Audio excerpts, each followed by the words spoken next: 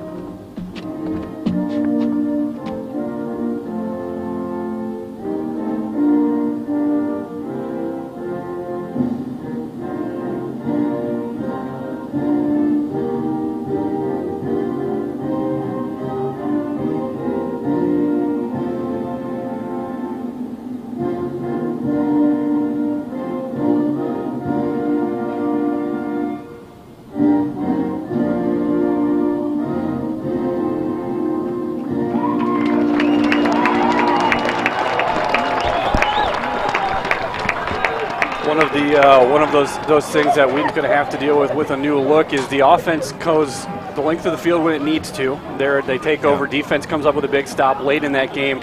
9 plays, 60 yards plus to get to a game-tying field goal as time expires. That's the kind of drive Wheaton has not had to do very often. I think the last real end-of-game kind of drive you can think back to is probably Johnny Pellets against North Central a long time ago, I think in the 2014 game. So, but you do that with a whole lot of offensive personnel that are new to the program. So I think you saw some things out of the quarterback. Will Bowers had a terrific drive, great clock management, worked the field well. But more importantly, you saw Ben Bonga have a huge presence on that drive. That's a wide receiver that really is going to have to step up to make the secondary of Wesleyan and Wheaton's opponents throughout the year respect these receivers as a whole. Yeah, absolutely. Bonga definitely stepped up in that last drive. I don't know how many plays that he pulled in that last drive, but he helped Wheaton march down the field to get there. 3 seconds left on the clock to get the 3 points. So obviously the great clutch kick there. Unfortunately, the extra point block in overtime, that's what leads to the loss. Illinois Wesleyan, on the other hand, similar to Wheaton, they lost a ton from last year, so you see a lot of underclassmen in the depth chart. They're going to start a freshman at left tackle, which is unusual for a seasoned program like Illinois Wesleyan, but they're also trying to have a new era around the program. 3-7 last year is an unacceptable and rare occurrence for a Norm Ash program. So Illinois Wesleyan, with new personnel, they've got one win under their belt. This is a little bit of a measuring stick game for them. They've got to see what they have here, and they've also got to release some demons after they got 72 put on them right here at McCullough Stadium last season. Yeah, and I'm interested to see what Wesleyan does from a defensive standpoint tonight.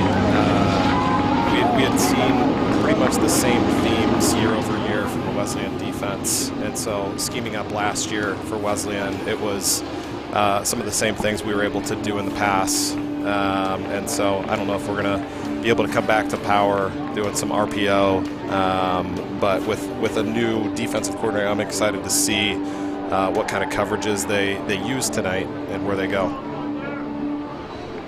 This is the experience for Wesleyan is up front, and it starts with an all-conference tackle in Connor Murphy. But this is good. They're going to challenge Wheaton line to line, and that's going to be a big thing for this offensive line, is to shake loose last week's and to start anew against a very experienced front with Illinois Wesleyan. What we are going to see, though, is Illinois Wesleyan's going to have the ball first, and so you're going to see an offensive line where normally they see a ton of upperclassmen. However, they start a freshman. The center is a senior in Connor Sweeney, but Ryan Sachs is a first-time starter for Illinois Wesleyan, and he's going to rely on Charlie Hamilton a lot on the outside. This is going to be a test for Wheaton secondary, which stood up really well against a strong offense last week. But this is an offense that almost always includes the tight end, and they almost always have big physical receivers. Yeah, they like to do the double trades, try and get the defense to be misaligned, and I would expect that they do some similar things this year. The kicker for them is an experienced player, for Wheaton is number 18. That is Caleb Mary. Mary has it teed up. Wheaton looking left to right tonight. Not a whole lot of wind to speak of as the Union Pacific rolls by. And he will bend this one high, end over end, going to be taken from the 9 and returned up the left hash. Room across the 25, going to be brought down by a host of blue shirts across the 20, short of the 25. We'll look at the Wheaton defense, and it starts with a whole lot of seniors. This is really the experienced part of this defense when it comes to guys who have been in the program for a long time, is that front 7. Braden Anthony, Dimitri Skakovic, Jaden Ferlita, and Caleb Kuhn across the front. Jalen Schaefer, Clayton Reeves, and Virgil Cannon. The linebackers, the corners, Riley Schwartz and Max Wilson, and the 2 seniors in the back, Sam Bell and Stephen Watson. One to watch for the Wheaton defense flying around will be number 5, Virgil Cannon. He's a guy who brings the lumber in the open field. 1st and 10 from the 23 for Wesleyan. They're going to go into the flat, and as we speak of it, there's Cannon flying in, and he blows up the bubble screen, and an emphatic swat down on 1st down. Boy, that was pretty close to being a lateral. They blew it dead pretty quick, though, didn't they? Yeah, I don't know if that ball was in the air long enough to know what the trajectory of it, but I think you're right. Watching the quarterback's feet, the feet were going right down the line. It would have been close, but great recognition to read formation by Virgil Cannon, who was held without a tackle last week, but he is a guy who gives you a ton of speed from the linebacker spot. They're going to motion the running back, Mel Woodson, out and then go empty the backfield with 5 wide receivers for Ryan Sachs on 2nd down. Quick hitter. This is Woodson on a quick screen, and he will get maybe the 25, give him the 26 perhaps, and 3rd and long quickly for this Illinois Wesleyan offense. Flying to the ball. That's what we like to see on defense. And what I was keying in on that last play is Caleb Kuhn, our right end. He is twitchy. He has a lot of burst, and so like you said, that left tackle who's a freshman, I'd like to see how that matchup is going to work out. Left tackle Alex Valdez will be the starter, the freshman, 6'4", 330. A lot of promise there with Valdez. Dylan Meyer, the sophomore left guard. Connor Sweeney, the center.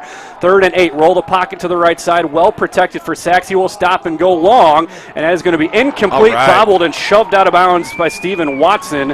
And the defense holds for a 3 and out on the opening possession. That was a great job by Steven to get underneath this receiver here. Just make every effort to get that ball so that it's incomplete. That was the tight end Kevin Graham, who is the intended receiver, and that brings on the punting unit, which last year in this game had a ton of problems. Set Wheaton up with short field 2 or 3 times. Christian Cloutier is the long snapper. The punter, Jonathan Rakujo. Wheaton's going to bring pressure. The kick is away with a flag. I wonder if we had somebody off. Kick, we'll have to sort that out. Return is, wow. A huge hit on friendly fire. It looked like took the most of it, but a huge hit just shy of midfield by Paul Zunkel. and we're going to have to sort out the penalty back at the line of scrimmage. But, Chaz, like you said, it appears that that's either an illegal formation or Wheaton was lined up in the neutral zone based on where that flag came from. Yeah, it's great to see McNeil. Oh, let's see what we get here first. They are looking to the Wheaton sideline, so I think it's going to be on Illinois Wesleyan. Illegal formation. Yep, you called that.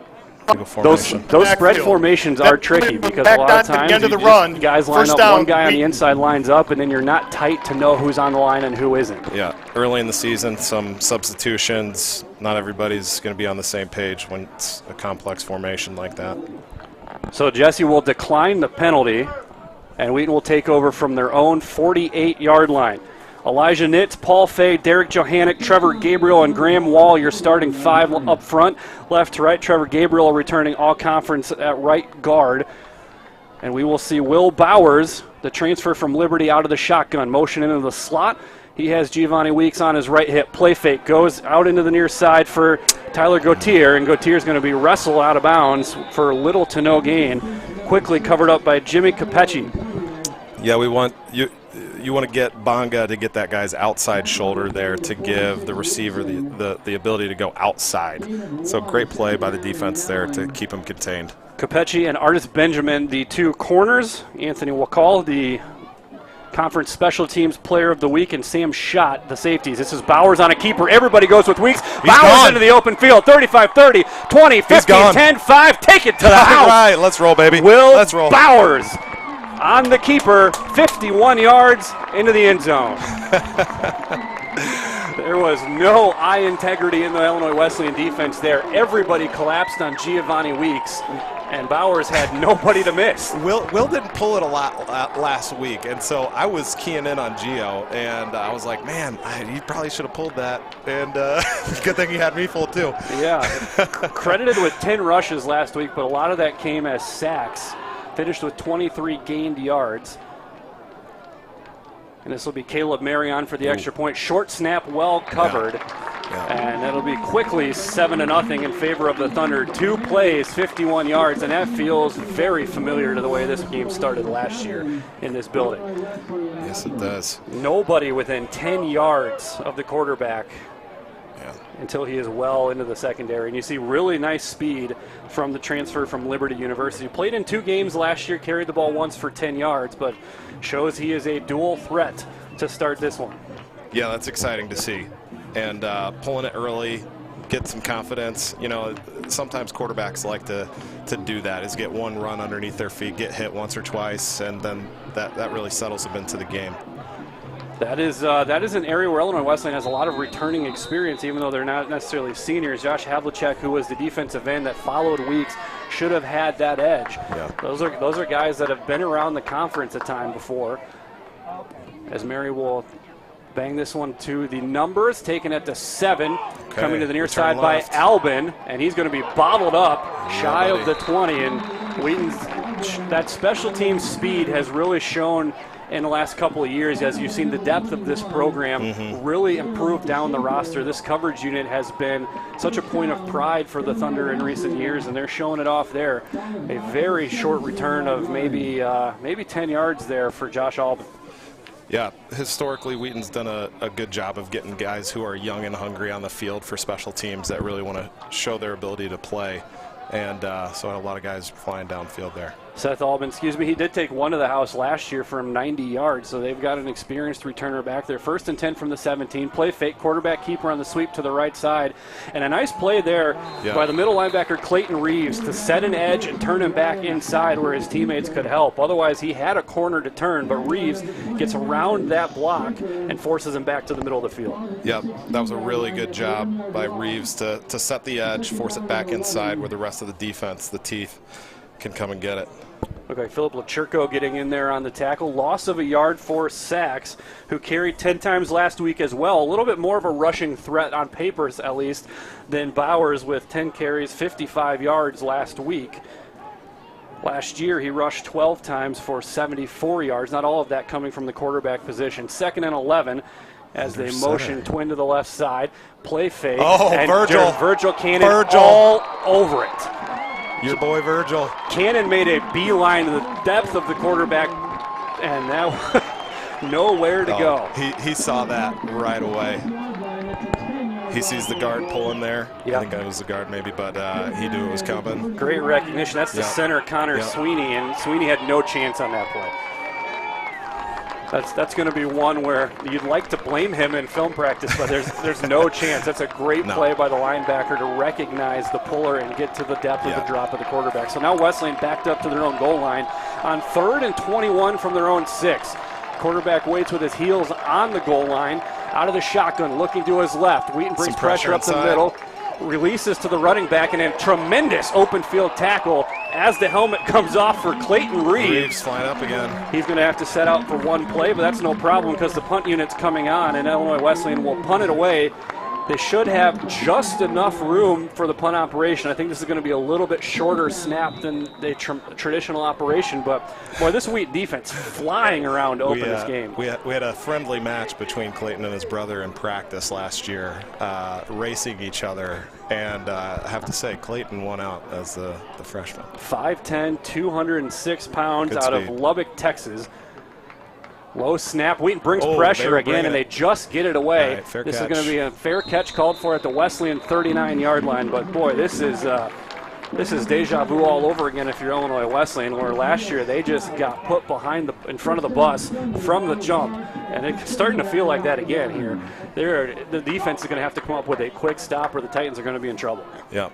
And I was saying earlier, quarterbacks will like to keep the ball once or twice early in the game to settle into the game, but Bowers hasn't been hit yet, so he might have to pull it again here. Too early for the home run ball here on the quick change here.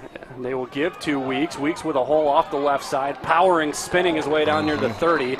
And he will torpedo down to the 32-yard line as we look at the Illinois Wesleyan defense. We mentioned Havlicek, the starting defensive end.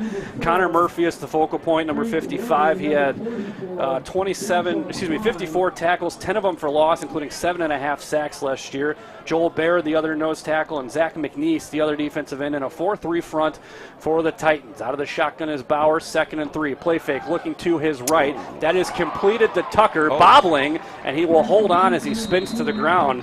Boy, that is a precise ball on essentially a 3-stop route there. Yeah. They were running just some stick routes right there, and boy, I'm glad they threw it to the number 2 because that's I saw the defender. Capecci thought he had one there, but 3, Bowers throws a nice ball. We saw that in that game against Trinity. Threw for 302 yards in that game. 1st and 10 down to the Wesleyan 23. They will snap and give to Weeks. Weeks with a hole, cuts back to the middle, and he will be brought down on what's probably a touchdown-saving tackle at the 15. Finishing off the Wesleyan Stutters, the linebackers Josh Klein, Fernando Chavez, and Frank Rohde, who was also named to the D3 Team of the Week. He blocked the field goal that was returned by Wackel, so they both got Team of the Week recognition. And snap the ball. We've got some pre-snap action. That's going to be a free 5 yards and a first down for the Thunder. You might have got Jesse for encroachment there as quick as he reacted to that one. Yeah, he's quick to react there. But yeah, that's a great call. Will got a few calls like that. Got a few 5 yards last week. Trips to the left side. They'll play jam coverage on Bonga on the outside, and they will check back to the sideline. This looks like man the way Illinois Wesleyan is lined up over that trip set. Looking to the left side off the play fake, well protected, looking for the pylon, and Bonga got tangled up there. Gummed up. Yeah, it looked like Tucker was supposed to be the release to the pylon, and Bonga's essentially running the interference route on that one, and they all kind of ran into each other. That's a precise combination of routes that if one guy gets thrown off and doesn't run quite deep enough, the whole thing looks like that. Yeah. On offense, you really have to do that pretty convincingly. Oh, we just happen to be in each other's way down here. That is a penalty of emphasis. That was incidental. Yep. Motion with Tucker again. This is Weeks to the 5. Okay. And he'll be inside the 5 down to the 3, and it'll be 3rd and goal to go down to the Titan 3-yard line. Gio had good pad level right there, just in contact. Got his pads down, a few more yards. Wheaton brings on some extra beef in the form of Aiden Kingsbury, and they're going to line big number 77 up in the backfield. This is the transfer from Princeton, 6'3", 271 pounds, and he will lead the I formation. Play fake. Bowers trying to keep, throws into the end zone. Touchdown, Thunder. Ben Juska, the tight end, with his second catch of the year, first to the end zone. A lot of misdirection there on that one. They had the lead blockers splitting directions, and it's an easy pitch and catch for Bowers. And Wheaton 2 for 2, finding the end zone on their opening drives. Great to see Juska get a score there. I remember him coming in as a freshman thinking, who's this transfer who looks like a senior? The guy is stout, but great to see that he can haul the ball in too, not just smack some people around on the offensive line. Caleb Marion for the extra point. Snap is put down, kick is up and good. And they ran right through the kicker, but no flags are down. And Wheaton with an emphatic start to this one, 14-0, not even at the midway point of quarter number 1.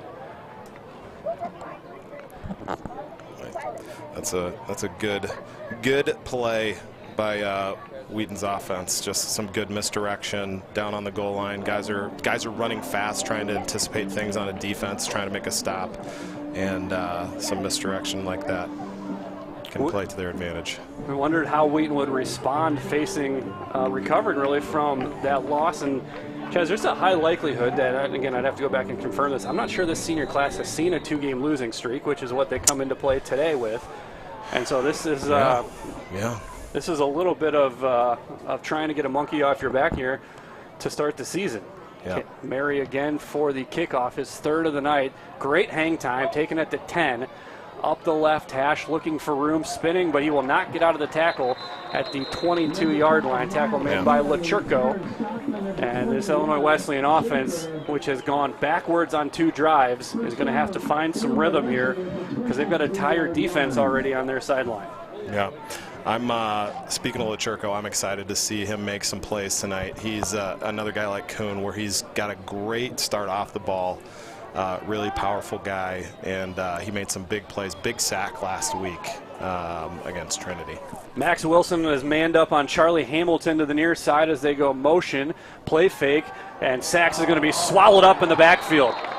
Boy, you mentioned Caleb Kuhn earlier. He was shot out of a cannon, did not sell on the fake, and Sachs had no time, and he is sacked for a loss of 4.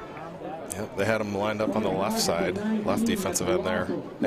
An ambidextrous defensive end. That's nice. Wheaton's kind of run strong side, weak side defensive ends the last couple of years, but Anthony and Kuhn are built pretty similarly that I'm not sure you have to really roll those guys around. You can have some fun with matchups. Yep. With no matter where they are. Now they go with a 3-man down front with Anthony and Kuhn, the defensive ends. 2nd and 14 for Ryan Sachs and the Titans. Play fake, looking to his right, hit as he throws. Wow. It's completed, and room to run after the catch as the Titans are going to get just to midfield. Pushed out of bounds is Miles Key. Ryan Sachs stood in the pocket, took the hit, and found the open receiver coming across the middle of the field. And the Titans have some reprieve right at midfield. Man, I was wondering where the pressure came from. I was wondering if they left the read player like a run read option. When you do an RPO, you got to block that read player at the front line, but they just got interior pressure, Wheaton did. Looked like that was Cannon was supposed to carry that receiver into the middle, and now they will roll the double trade. Yeah, this is a Wesleyan staple. They move 2 tight ends across. That's Graham and Milon, and they will feed it up the middle to Albin, and he has nowhere to go. Swallowed up for no gain. Ferlita on the tackle back at the 49, so they find themselves yet to still officially enter Wheaton territory. Yep. 2nd and 11 from their own 49. Glad to see some good run stop ability by the Wheaton defense. And Trinity had some really good run concepts and strengths last week. They were able to find some room to run. Averaged a little over, they did run for over 300 yards, but just 3.4 yards per carry. Sachs quickly into the flat, and he turned Miles Key around. I think the pressure is starting to speed him up a little bit. That's a throw that needs to go to the sideline, and instead he throws it on the back hip and turns him around. Agreed. There is room if he leads him there. Yeah, there was a lot of room to run there, and couldn't see whether the ball was in front of the line of scrimmage or not, but when they can keep it behind, keep it a screen, and those blocks are happening downfield, that can spell extra yards. Matt Young, was the blocker out front of Key on that play. Probably would have been enough for a first down. Instead, it's 3rd and 11.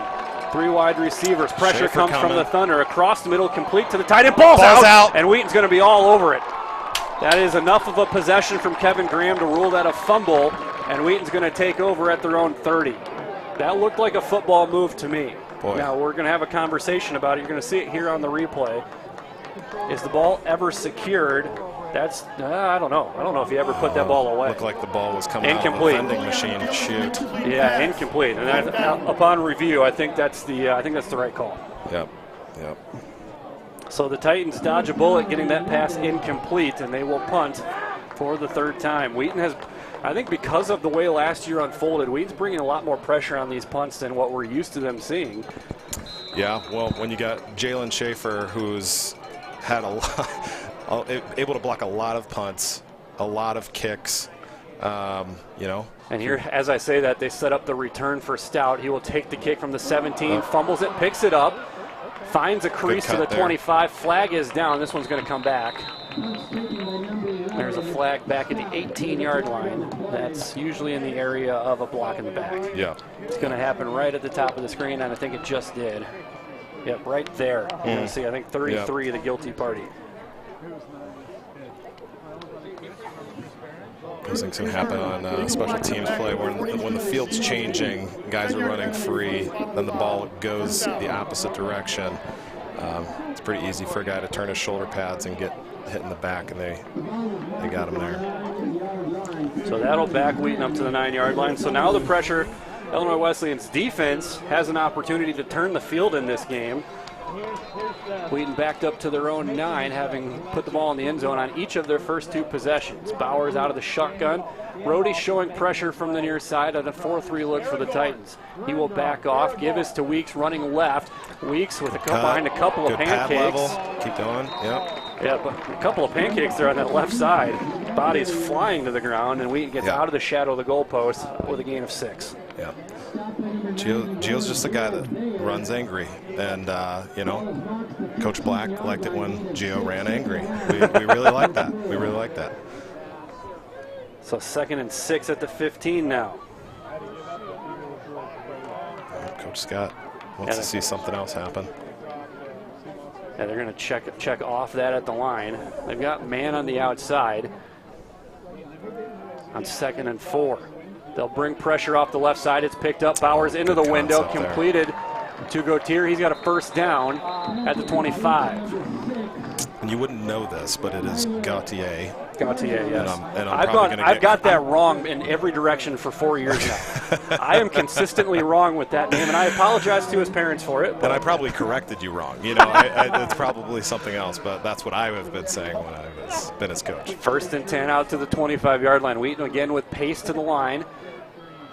And Bowers will sit in a well-protected pocket. And again, it's Gautier out to the left side. Did I get it that time? We got to drop the R. Okay. Well, the R has to stay there in his name unless you want to legally change his name, but the R is not pronounced. And again, Bowers on a 3-step drop, just delivering that ball quickly to the outside. And we talked about it at the top. Wheaton's wide receivers are winning one-on-one battles early. That's a great sign. Yeah. Tyler is great in one-on-one play, really likes to compete. And again, it is back to pass. Out and up to Gio. Gio up the sideline. Yep. Well blocked in front. No one's going to catch the sprint champ. Gio Weeks untouched to the house. The ball wasn't the best from Bowers, but he made the adjustment and took it to the house. Yeah. I mean, that's such a hard concept for a defense to cover. But when you've got a guy like Gio who caught several balls for big gains last week, you can't lose sight of him. Yeah, there are a lot of running backs you don't have to give credence to when they come out on a route. He is one, a great catcher of the football, and we've seen it throughout the last year in a couple games now. He is a tremendous yards after catch guy. See if we can get our operation better here. Better snap. Yep, much better timing on that one. And Mary 3 for 3. But this is eerily similar to last year's game where Wheaton was out to a 28-0 start in the first quarter and en route to hanging 72 on the Titans in a game that was the biggest blowout in the history of this series. And the Titans, if they don't find something with this offensive possession, I think are in danger of maybe testing history in that category. Yeah, the same things seem to be going Wheaton's way on offense, making good stops on defense, and the sign of a great team is you do that consistently, 4 quarters, and would love to see Wheaton do that against a team that has a lot of history, a lot of heritage at Illinois Wesleyan, who's had a lot of great teams. This is a series that has historically trended towards the home team. Wheaton has a little bit of a house of horrors down at Tucci Stadium. Don't remind me. They've owned the matchup up here. They're 22-11-2 all time against the Titans here at Wheaton. But it's a series that just goes 5 games in favor of the Thunder, so you can see the home field advantage as this is going to be brought out by Key, and Key's going to make it across the 20 to the 21, but that was a great kick, a lot of hang time, and got 5-6 extra yards deeper than the previous kick.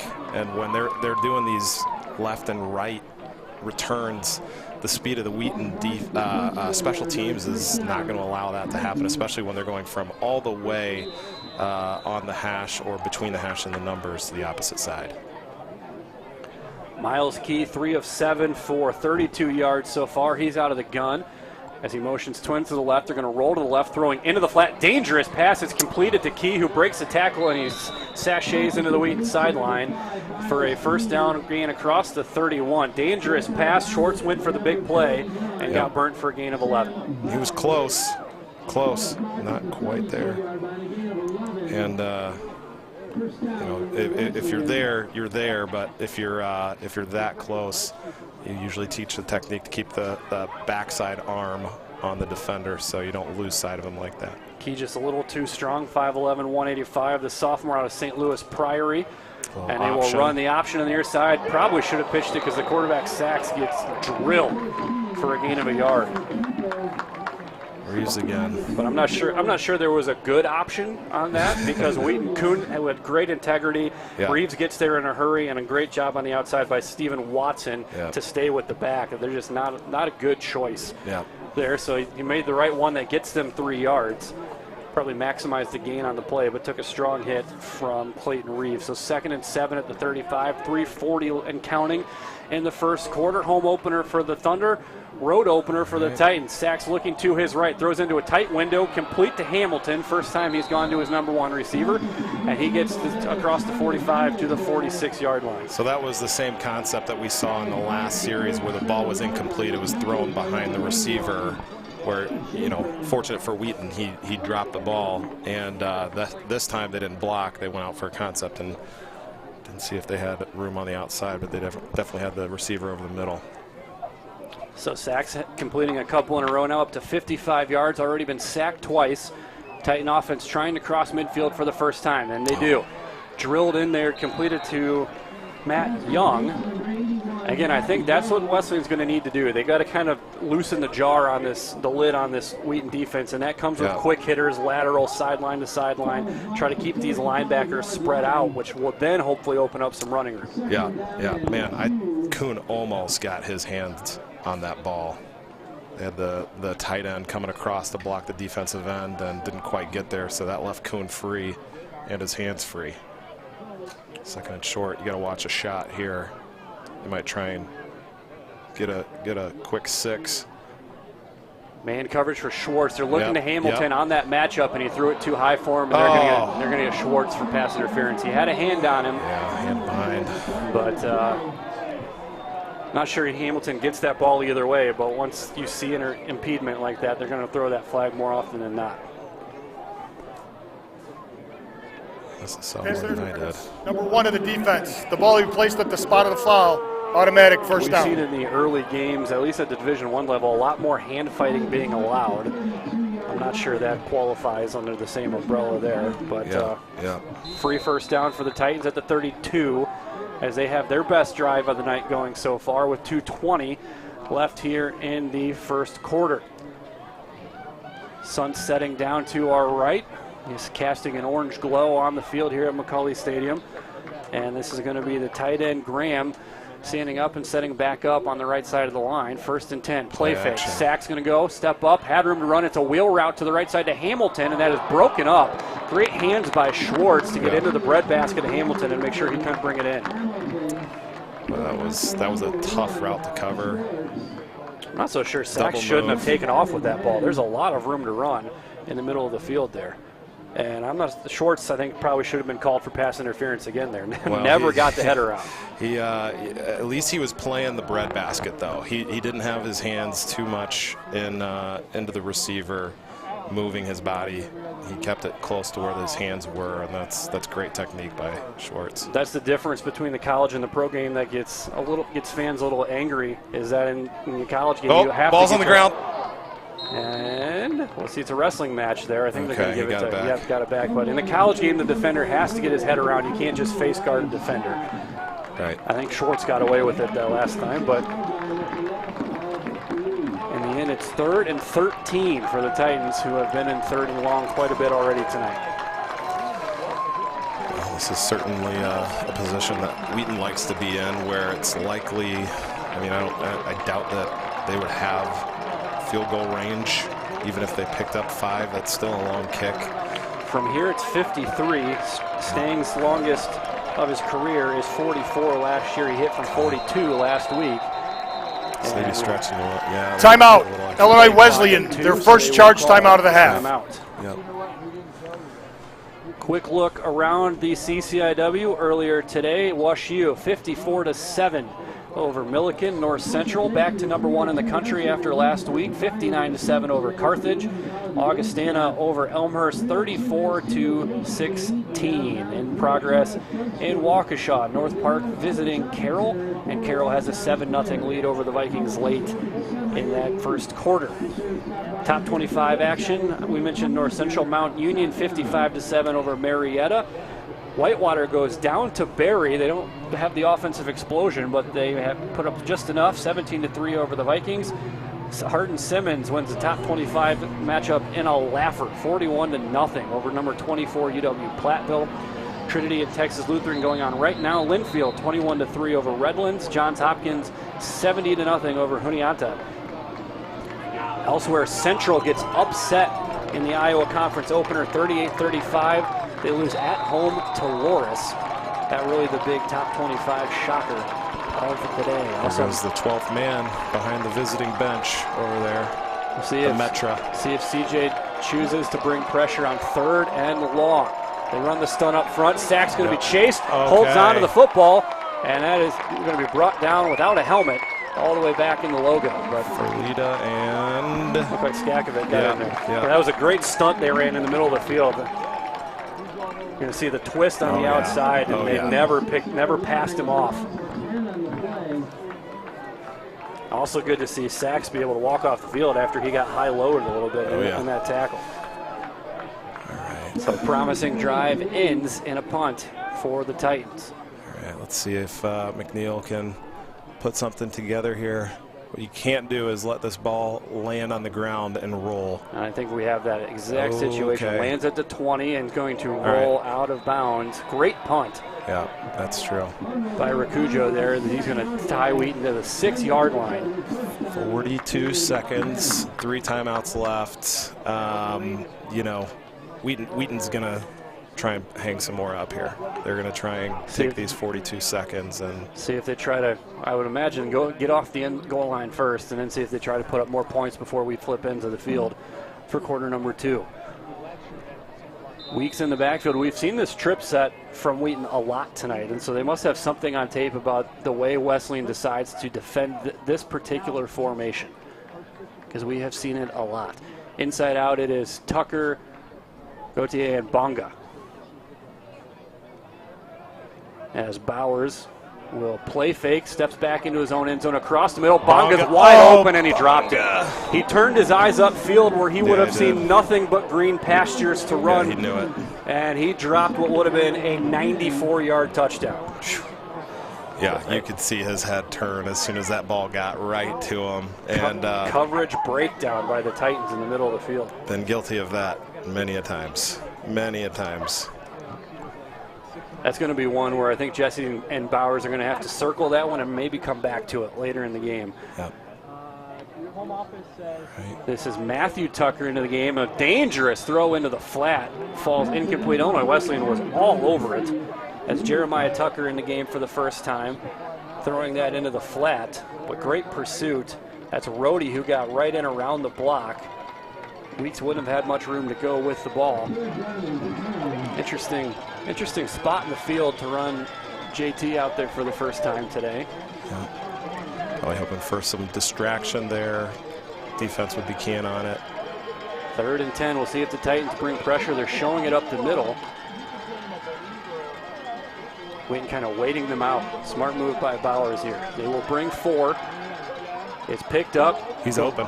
Has Gauthier. He makes a great catch on the corner ball, and it is complete out across the 30.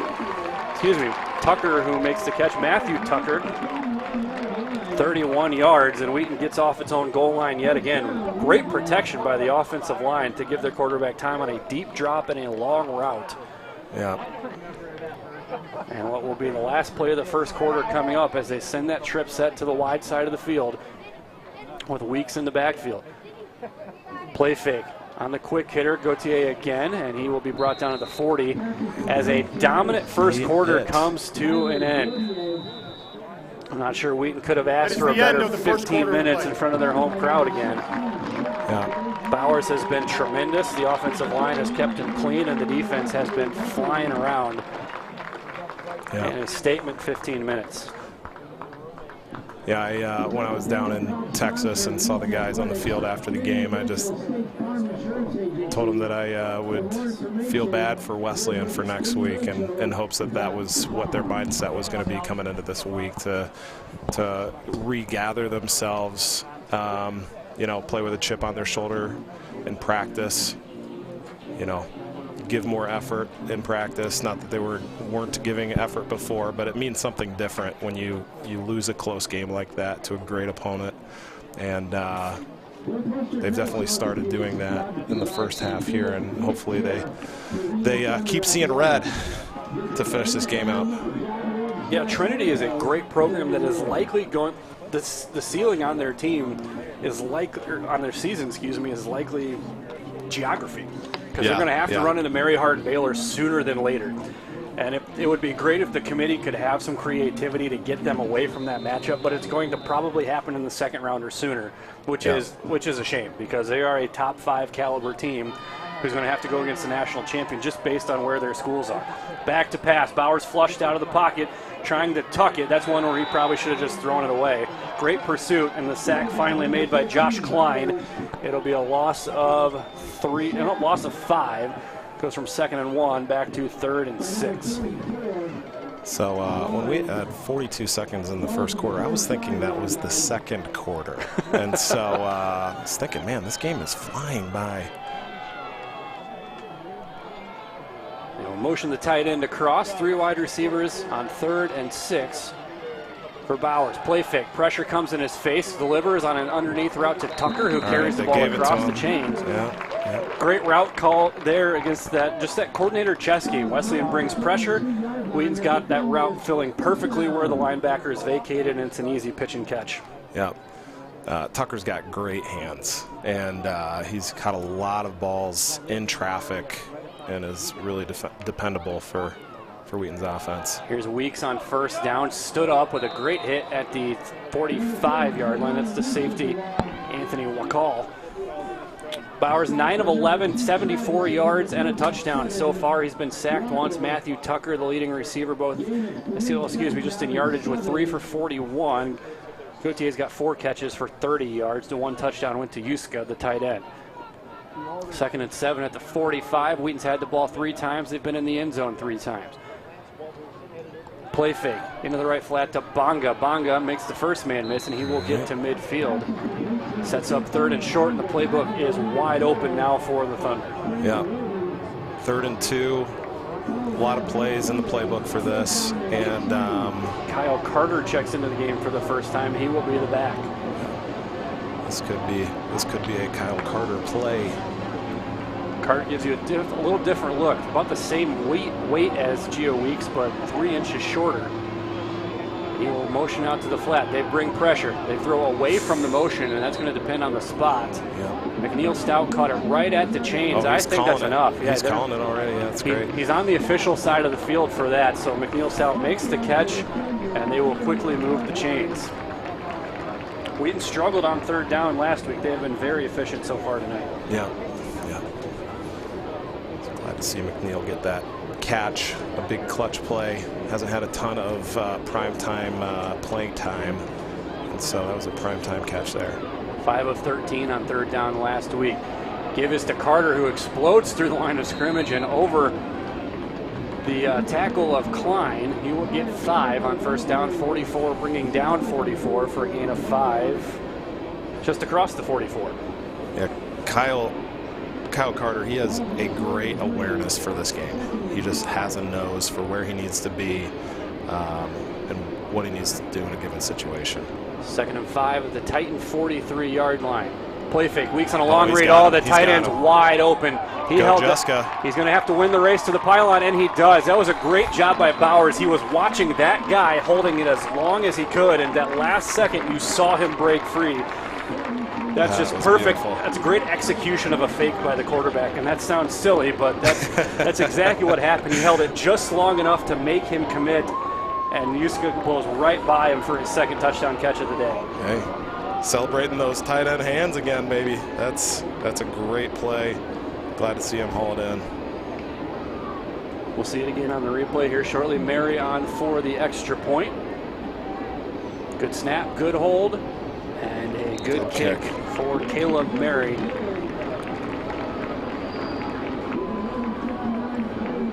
Here we see Yuska's lined up here on the wing, and he's just going to go vertical. They pull the tackle out in Graham Wall to make it look like it's a hitter. Yep. There's just enough eye candy to make the safety doubt his instinct. Right. You saw it there as all of a sudden Yuska broke free behind him. And Graham did a great job, because if he goes further than 3 yards down the field and that ball's in the air, they're going to be bringing it back for a legal man downfield. But Coach Harris, Coach Scott have those guys coached up on the offensive line really well to know when to shut it down. Yeah, great play design. Feed that way, show a puller. That's a delicious piece of eye candy for the defense to have to sort through. Yeah. And Wheaton's offense firing on all cylinders here tonight, 28-0, 3 minutes into the 2nd quarter. His last kick got to about the 5-6. This one taken at the 10 by Albin, who tries to get outside, breaks a tackle, and he will get across the 25, give him the 26.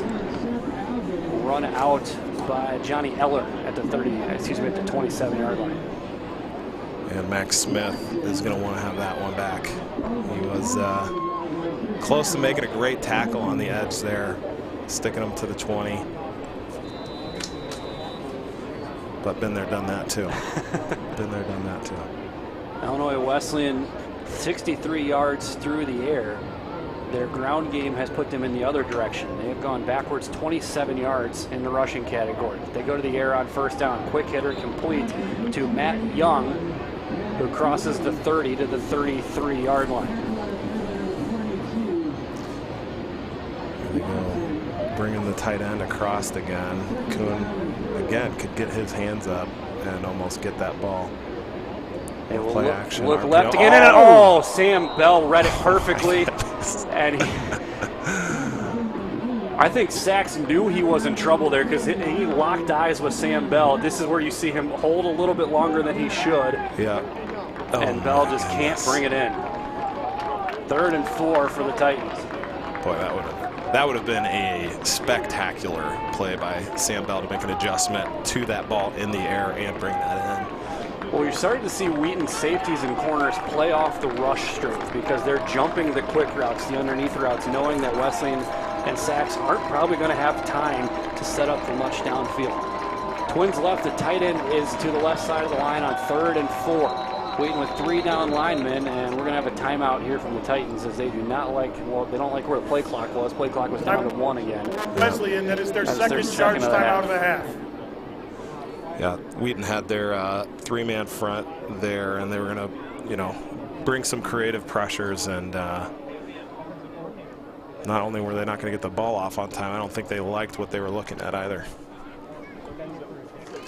Yeah, I'm not sure they expected Wheaton to be in nickel there on 3rd and 4. That's usually one where you would see at least a 4th defensive lineman on the field. So CJ was playing some matchups there, and he catches the Titans off guard. They will burn their 2nd timeout.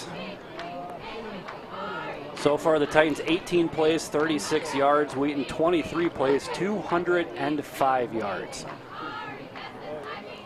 These statistics bearing out what we see on the scoreboard is Wheaton up 28-0.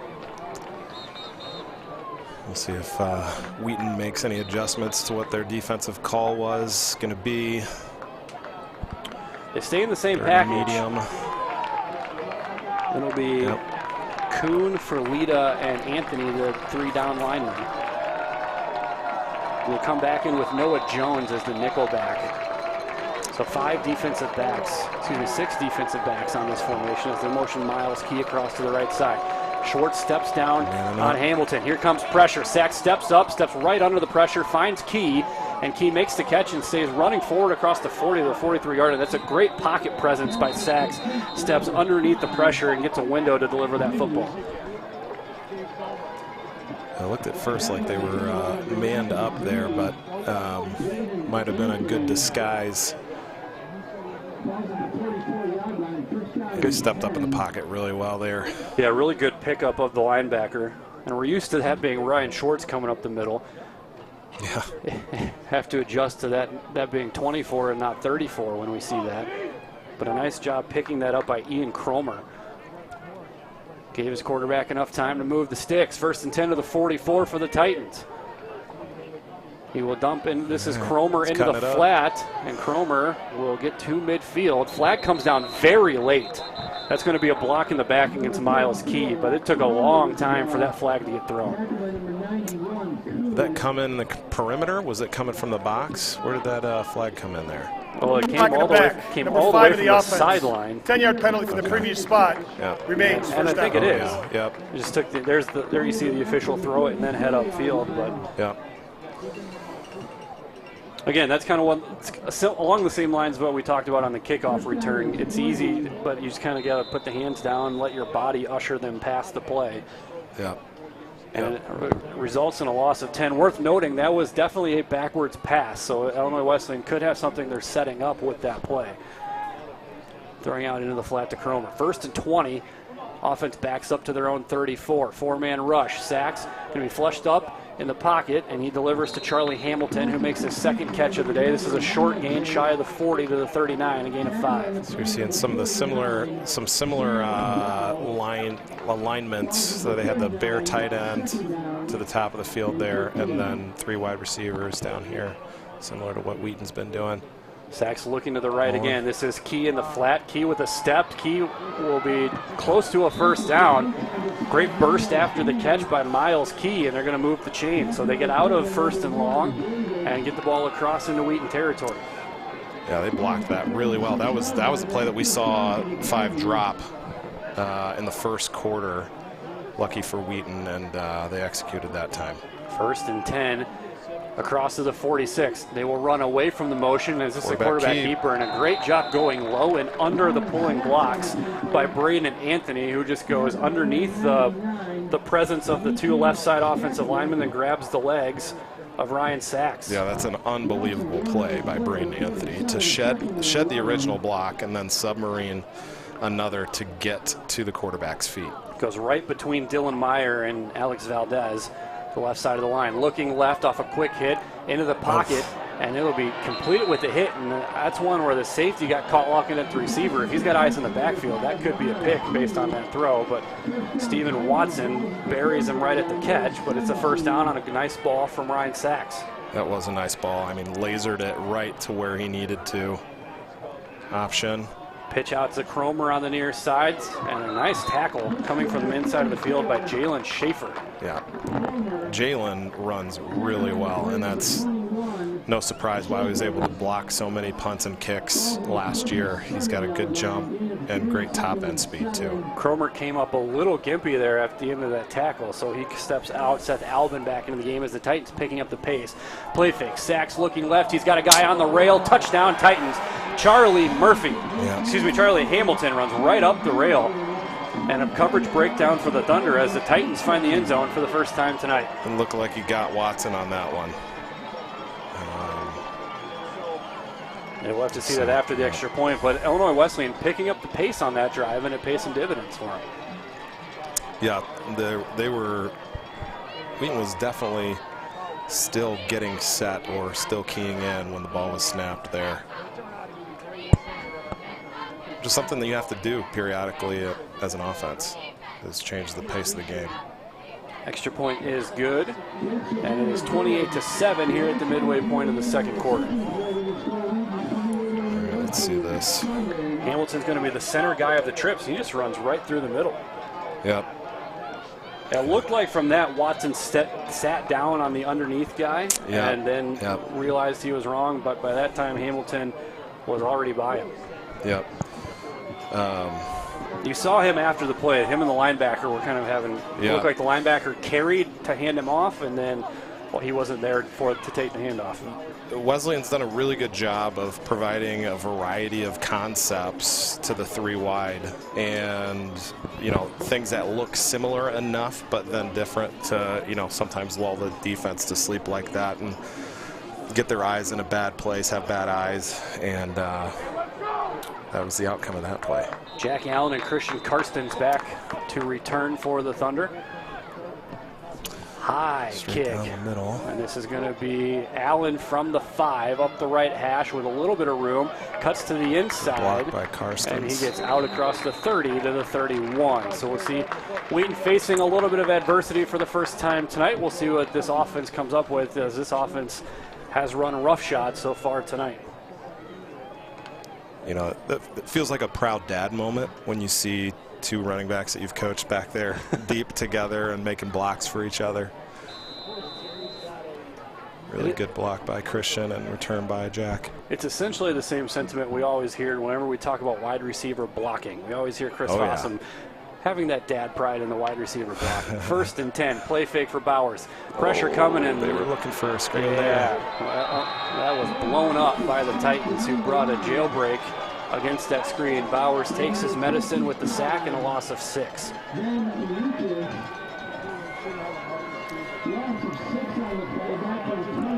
Looked like that was supposed to be a block and release for a middle screen, but I think there might have been some miscommunication. I don't know if that was supposed to be for Gio or if that was to Juska. 2nd and 16 after the sack, the 2nd sack of the night for the Titans. They stack 2 to the left, single to the right. This is a give to Gio running left. He's got room, get up. Oh. And Illinois Wesleyan strings it out very well. Rhodey, the linebacker, forces him all the way to the sideline. He will be brought down shy of the line of scrimmage. You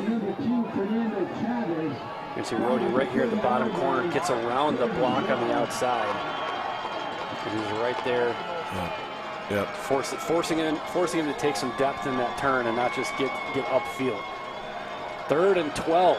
Wheaton converted its last 3rd and long with a gain of 25. The Titans will bring pressure in the middle. And we've got whistles. Oof. Wheaton called timeout right. So Wesleyan tipped their hand by crowding the line a little bit too early, and Jesse Scott was right there and called timeout. He didn't like the protection they had against that look. Smart coaching move there to feel that pressure come. Yeah, they were running some bullets in the middle. I don't know if they were crossing or not, but historically Wheaton, and I say historically in the last 8 years of my tenure coaching at Wheaton, Wesleyan hasn't done a lot of pressure, but they definitely brought it there.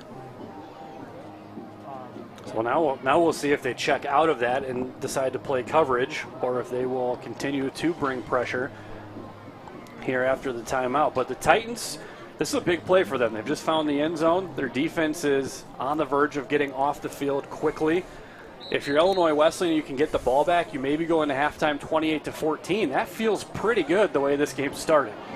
Yeah, that would definitely give them some wind in their sail, make it feel like they've got a fighting chance.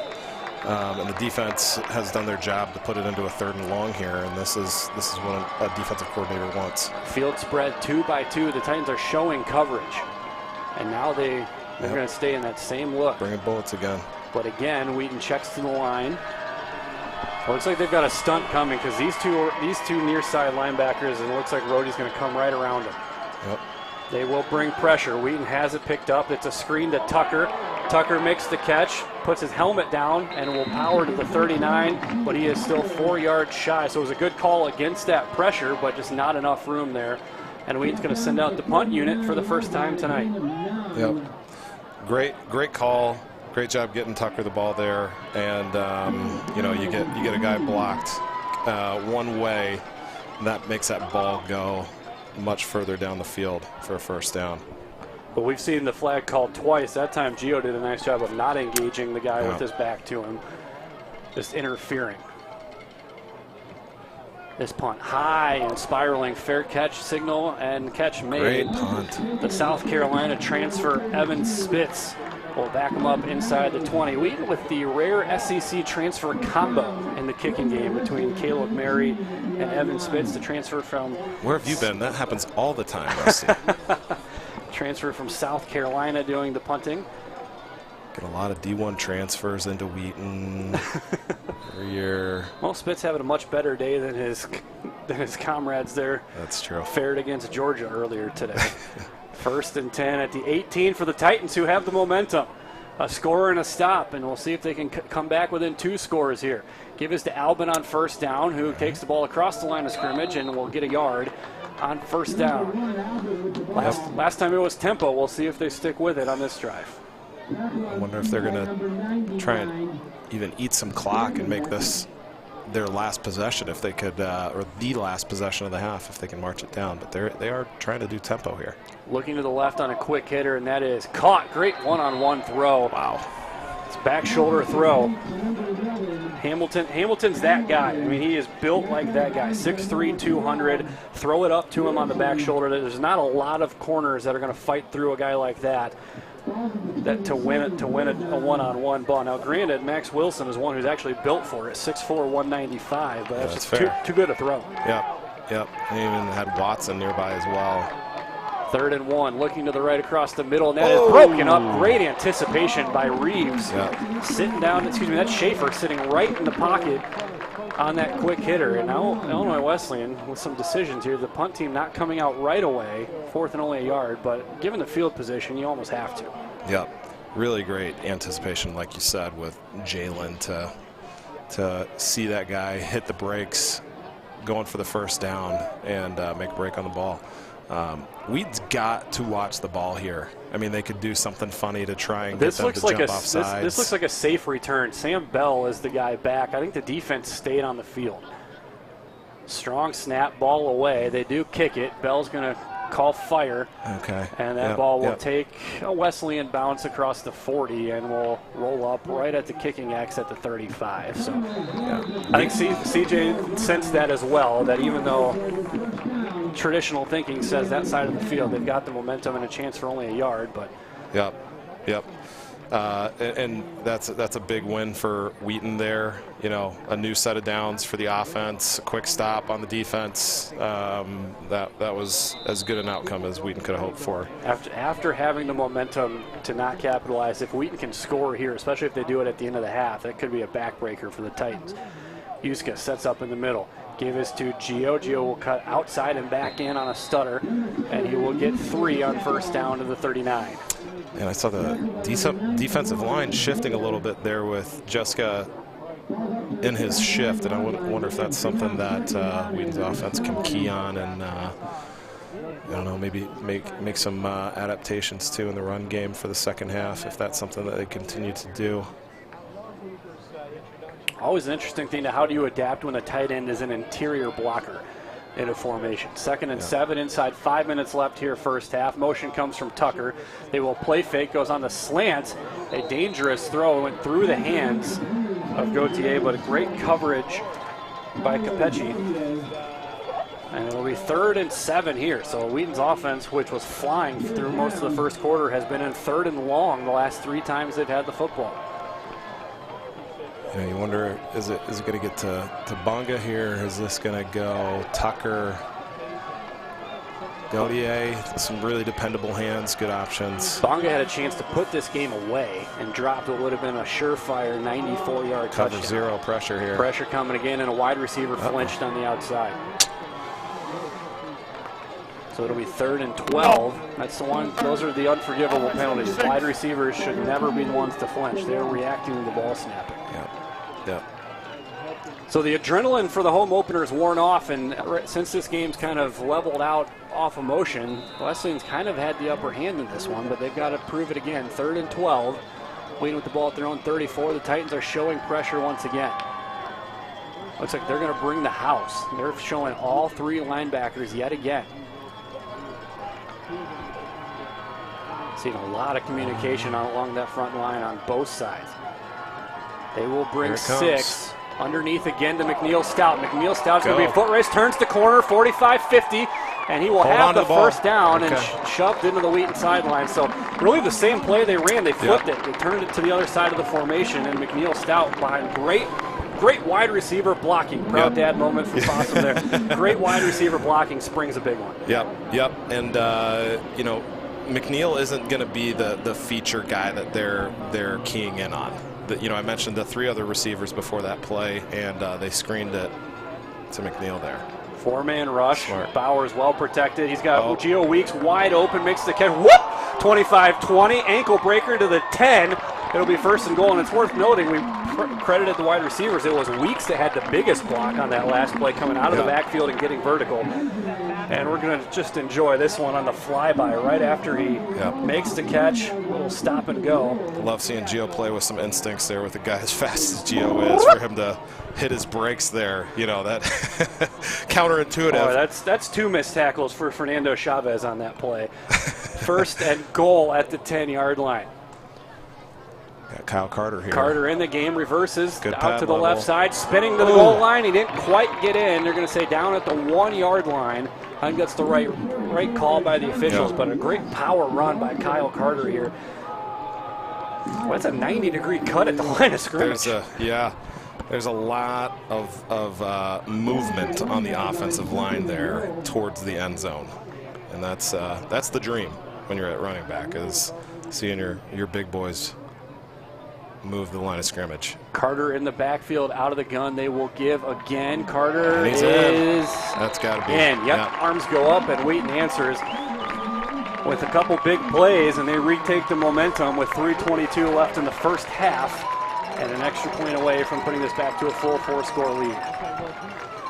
Yeah, Kyle's battled a lot of nagging injuries, or at least one nagging injury his whole career, and so it's great to see him find enough health to be on the field and to contribute so far in the first half.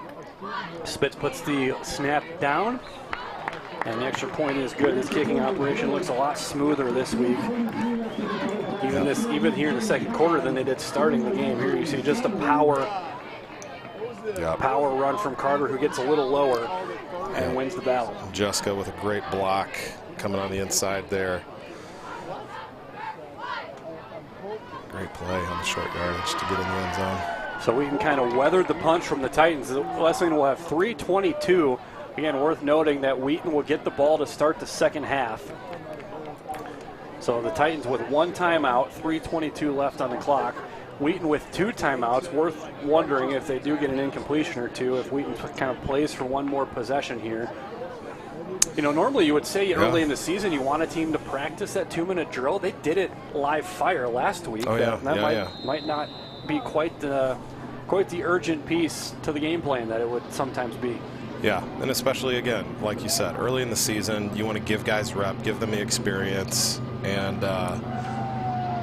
they're going for the fair catch. Yeah, that's the right choice. Coffin corner there. Yeah, Alvin knew he was outside his protection. The ball was too deep. That's a smart recognition by the returner to take advantage of the rule change from, I believe, a year ago. It looked like they were even lining up the return left there, and that that has not gone as drawn up previously. We did not see many teams test Wheaton in the return game last year, at least during the regular season. We saw a little bit more in the postseason, but that coverage unit was one that just kind of saw a lot of fair catches last year. So, First and 10 at the 25 for Ryan Sachs and the Titans. They will give to Albin right up the middle, and he is swallowed up immediately. Yeah, and you can't blame him for, trying to keep the full playbook open here. They've got 3 minutes, 22 seconds. They've got 1 timeout left. They've got plenty of time to move the ball down the field. Albin, again, no quarterback keeper this time. Boy, that's interesting. They're starting with a couple of run plays. Yeah. It's not really a true test, though. Normally you'll see, okay, if we hit one on first down, we'll speed up. If we don't, we'll slow down. They're still kind of right in the middle. Yeah. If they really wanted to bleed clock, you take that down to 5 on the play clock, but they're snapping at 20. Yeah. Wheaton showing blitz. They will bring it up the middle. Sachs flushed out to his left. Boy. Chased by Schaefer. And Schaefer knocks the ball down. out. Scoop it. And we've got a pile up at the Ball's 18. And Wheaton's got the football. Wow. Boy, Wow. that is worst case scenario for Illinois Wesleyan. With 2:28 left in the half, Wheaton's going to take over starting in the red zone. Watch the pursuit by Jalen Schaefer. Left Jalen free, and he's just not going to be able to outrun Jalen top speed coming down the middle. Just great pursuit to know that ball's loose. He rakes down across the arm. Looks like it scored it out the backside again of that pileup. 1st and 10 at the Titan 18. And I think Wheaton keeps it on the ground here. Chew up some clock. Hard snap, check to the sideline by Bowers. They like what they see matchup-wise. Looks like it's one-on-one, too high safety for the Titans. Cover 2 look. Bowers going to throw out into the flat for Gio. Completed at the 20, 15, 10, one-on-one. Makes the man miss. 5, touchdown, Thunder. You can't put one-on-one with a linebacker against Gio Weeks. You just can't do it. No.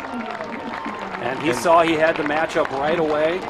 Great ball by the quarterback to lead him upfield, and Gio with that nice in-cut and a one-play, 18-yard drive for the Thunder. And that's a great job by Bowers to get the ball in a talented young man's hands in space. That is a running back's dream, to have the ball in space, one-on-one. It's not a fair matchup. It is not. Good snap, good hold, and a good kick for the Thunder. And Will Bowers has been terrific this half. He's put the ball on the money. He's taken his medicine when he needs to and taken sacks, live to see another day. Yep. This looks like an easy throw for a quarterback. You're well protected. You're just throwing it out in the flat, but he leads Gio upfield, gives him a chance to make a run after the catch, and then it's just one-on-one with the safety Sam shot. And the hard thing about that throw is he had to go up and over. Yep. And he had enough space, separation from whoever was in coverage on Gio, that he could just put some touch on it so that he could get over the defender safely to set Gio up. How good does it feel to say Bowers at quarterback again?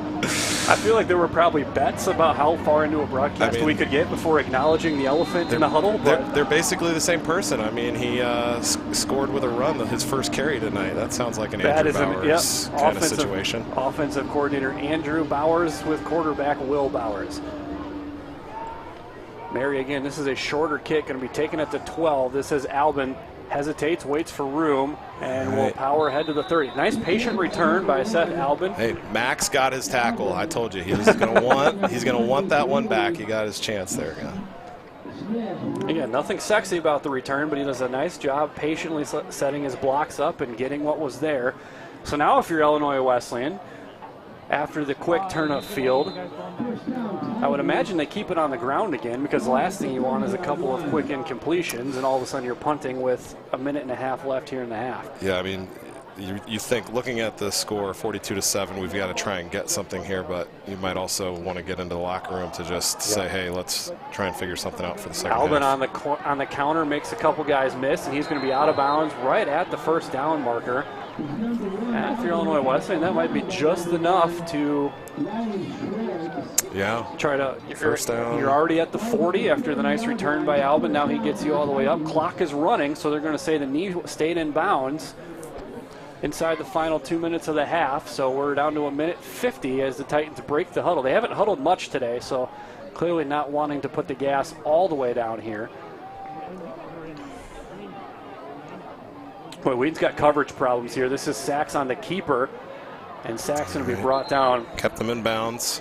That was the sophomore corner, Max Wilson, was unsure. He came across the formation to line up, and it was right where he vacated. That's where Sachs found the running room. So the safety, Watson, cleans it up at the 46. Keeping the clock moving. That's good for Wheaton.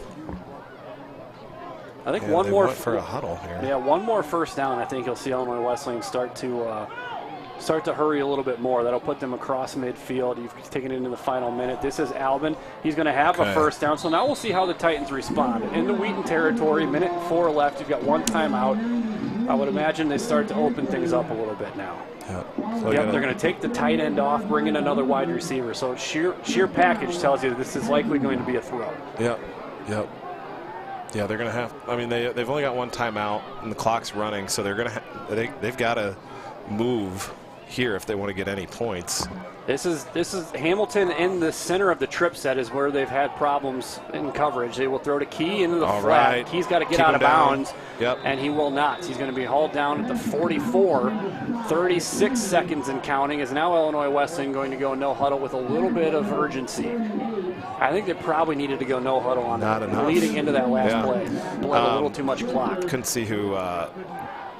Looking across the middle. Pressure comes late. Throwing the corner out to Watson was the closest guy. Hit as he delivered the ball was Sachs. Pressure coming by Skakovic. So now you've got 3rd and 5 at the Wheaton 43, but they needed to have some urgency beforehand. Even if that ball's completed. Yeah, I don't know if there's a lot of time. One of the best plays on that previous play, not the incompletion, but the completion in bounds, was whoever missed that first tackle where he missed to the outside, prevented the runner from going out of bounds, tackled him inbounds, and the clock continued to run. That really was what chewed up a lot of clock here. Those are the little things that in tape study you think you're going to get your hat wrong for your name called for a missed tackle, but in reality. He will, still. Yep. Pressure coming up the middle. They're going to set up and throw the deep ball, and it's picked off. Go, Sam. Sam Bell at the 20, 25, 30, coming the other way. Boy, if he can turn the corner here, they've got something. 35, 40, 40, 45, tripped up, and we're just, 4 seconds. Boy, we've got a flag late, and if it's against Wheaton, we've got a laundry pile now at midfield. Yeah. Wheaton was just close enough to have a heave at midfield, but I think they're going to get at least one. One of those flags has to be against Wheaton, I think. At least one of them for retributions against Wesleyan, but I think the original one's against Wheaton. I saw a hit and shove by a Wesleyan player. I did not see anything from Wheaton, but when it's quick change like that. Let's see what we got. Yeah. Dead ball. Personal foul. Yep. Defense. 15-yard penalty from the end of the run. First down, Wheaton. That's a killer because you're at midfield with a shot to just heave it up into the end zone, and instead you're dropped back to the 30. Actually, you're all the way back to the 28-yard line now. Yeah. So now you're going to probably hand the ball off to Gio and head into the locker room. Yeah, I mean, you got to keep a cool head there. Flat line and success, flat line and failure. You got to keep it cool. It's okay to get excited when something happens, but you've got to keep the reins on it. And Wheaton's actually going to go into. This looks to be probably victory, maybe even a knee here. Yeah. Yeah, they're going to drop back and just knee this thing into the halftime break. But a dominant first half ends with a turnover for the Thunder. They take a 42-7 lead to recess here at McCulley Stadium. And this is as good as you can ask for the Thunder in a conference open. Yeah, I'm really excited to have seen Wheaton come out and just full throttle and also execute, not just playing hard, playing fast, but they're making the third down conversions that we want to see them make. We're seeing guys step up that haven't made plays in the past because they haven't had the chance. Graduated a lot of guys out, and they've got to get the reps now. And this is the benefit of having a home game. You can dress more guys in a game like this. Yep. You're going to see probably some young guys get in the game here. But we're going to step aside here at the halftime break. You will likely hear some new voices here on the other side of the intermission. 42-7, the Thunder leading here at the intermission. You're listening and watching Wheaton Thunder football from WTSN.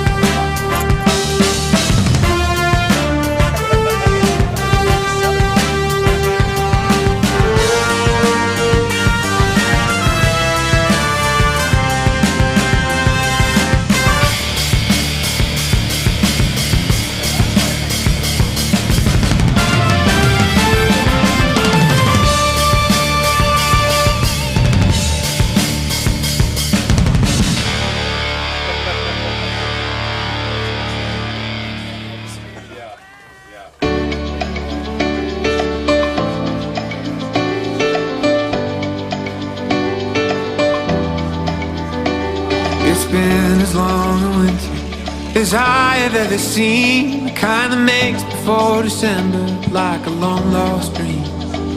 But today in New York City, there is something in the air. Out from under long black jackets, colors blooming everywhere. And for the first time in a long time, I feel something warm and bright. It's a new day, it's a new life. Feel the wind change, feel the sunlight.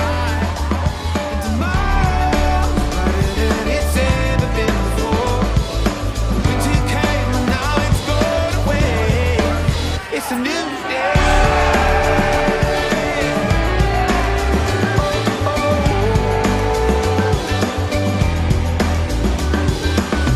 It felt electric to feel something again, to thaw from the cold. It felt so permanent. Suddenly I remember the way things used to be. Lives pushing through the ice in shoots of neon green. For the first time in a long time, I feel something warm and bright. It's a new day. It's a new life. Feel the wind change, feel the sunlight. And tomorrow's brighter than it's ever been before. Winter came and now it's gone away. Best night of the year! It's a new day.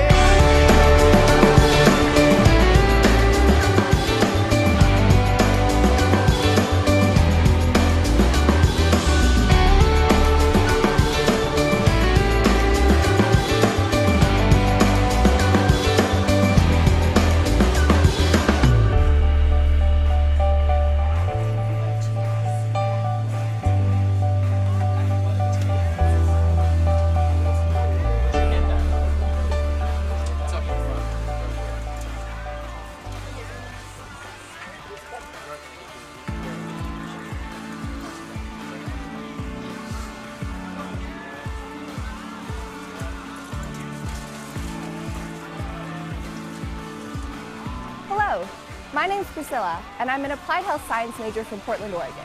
Thanks for joining our tour today. And I'm Blake. I'm a history and communication major from Atlanta, Georgia. Welcome to Wheaton. Let's get started. Welcome to here. Established in 1860, Wheaton College is guided by its original mission for Christ and His kingdom. A mission to educate the whole person and prepare you to make the difference God is calling you to make. Our 2,400 undergraduate students come from all 50 states and over 70 countries to make Wheaton College their home for the next 4 years. We're located in Wheaton, Illinois. Campus is only a short walk from a downtown area filled with coffee shops, parks, and restaurants. We're also next to a train stop that will take you directly into downtown Chicago. There, our students can access the arts, culture, internships, and job opportunities that the nation's third largest city provides. Also, your Wheaton student ID gets you free access to the Art Institute of Chicago, one of the largest art museums in the United States. Our first stop is Blanchard Hall, the oldest and most iconic building on campus. Blanchard was built in 4 separate sections, beginning in 1853 and completed in 1927. It currently houses several academic departments and administrative offices.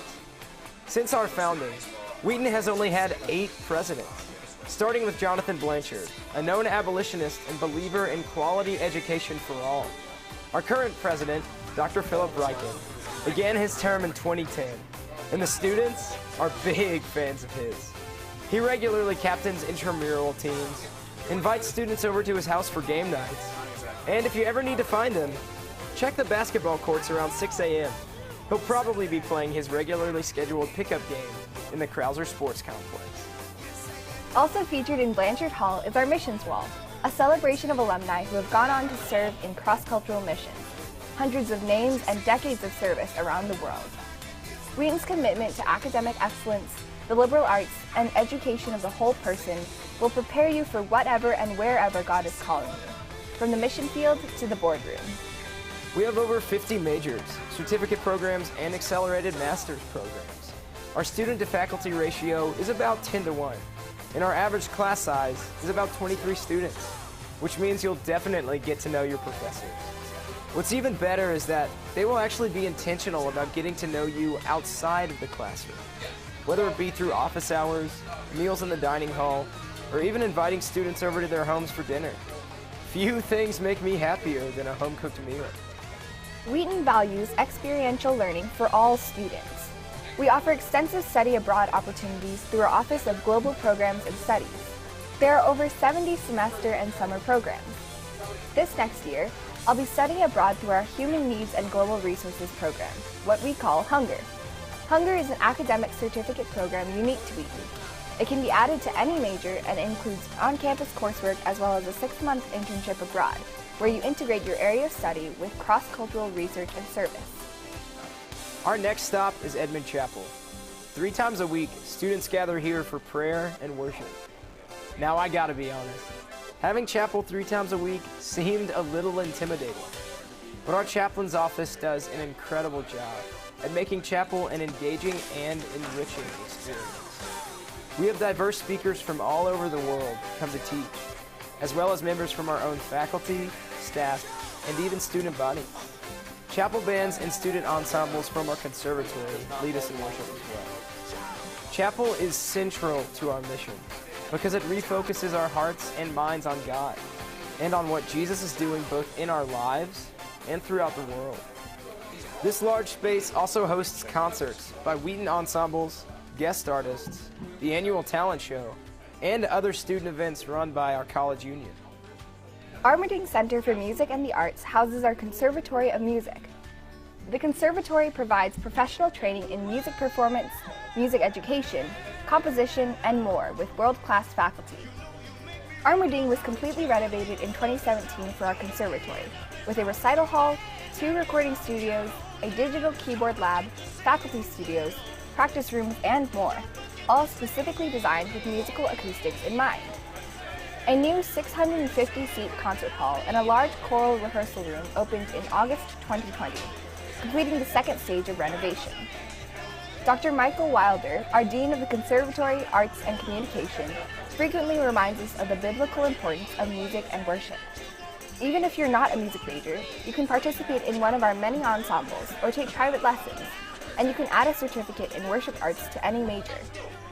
Coming to college to study the sciences, I didn't know if I'd be able to stay involved in music, but quickly found musical outlets in gospel choir and our co-ed a cappella group, Amplify A Cappella.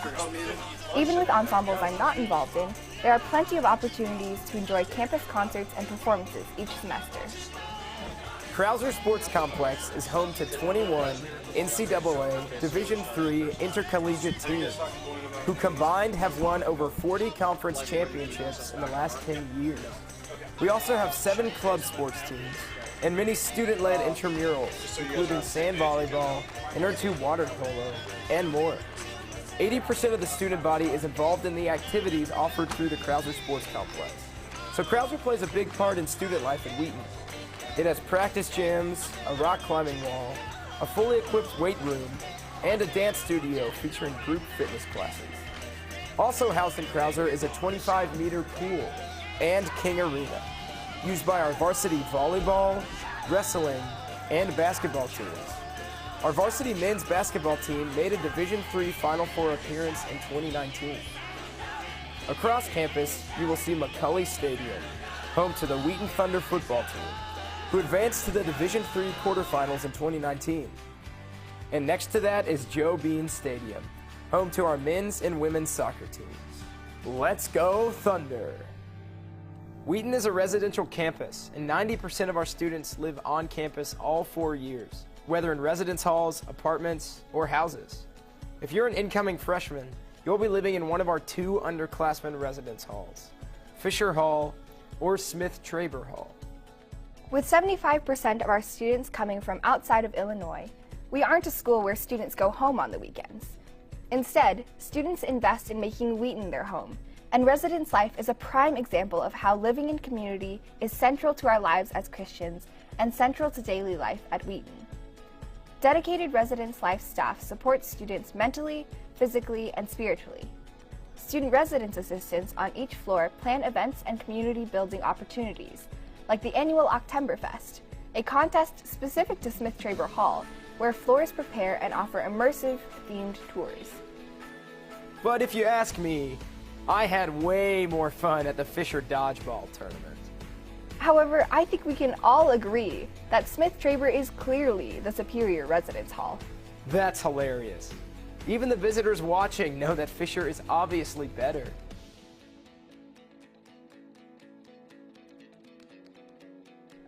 Our next stop is Meyer Science Center.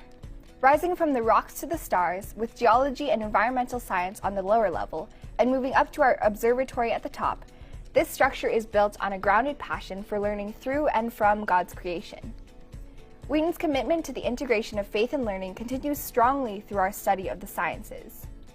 At Wheaton, we believe that all truth is God's truth, so the study of God's created order is both an academic and a spiritual pursuit.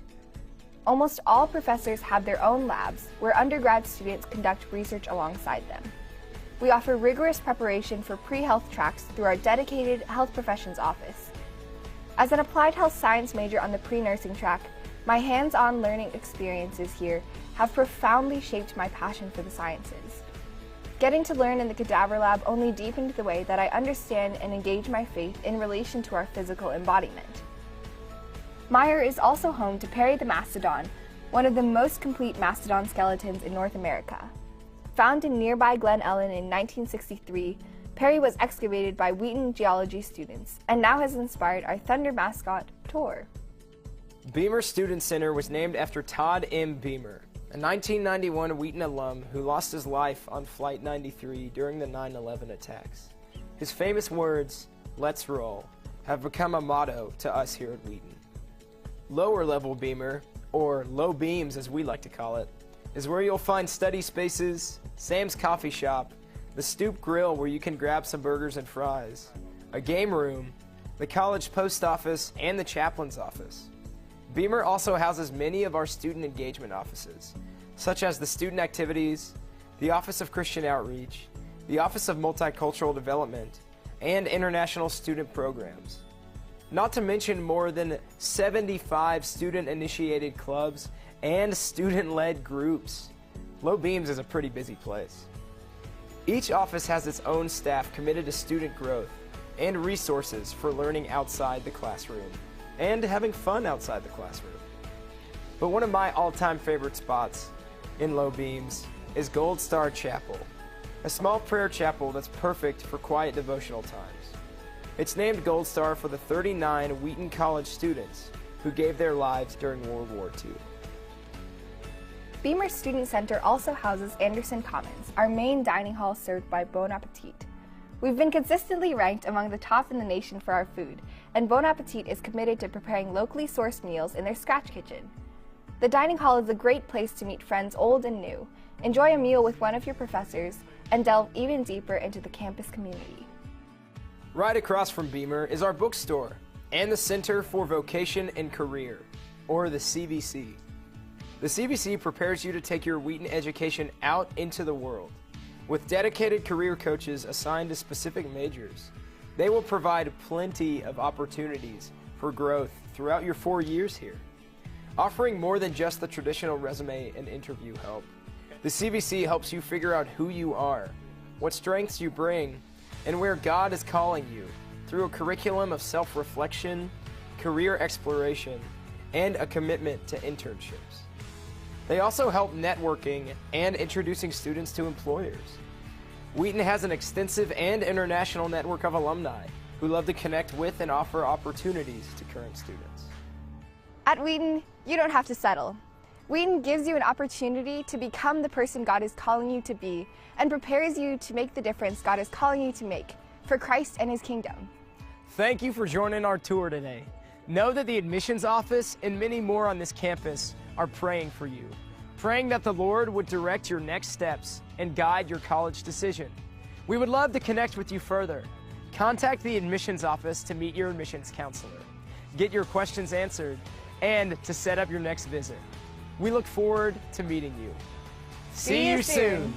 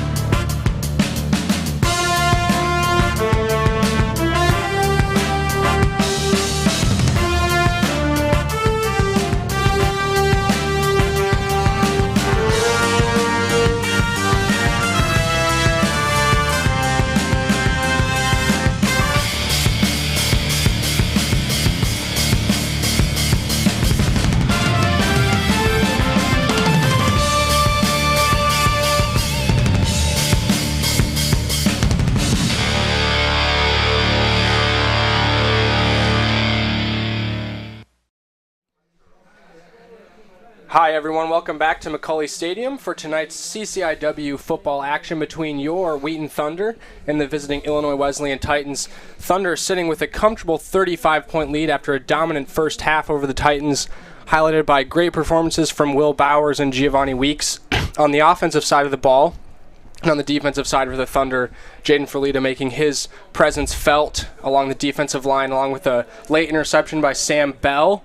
Have put the Thunder in a really great position. They find themselves again up 35 points to start this half.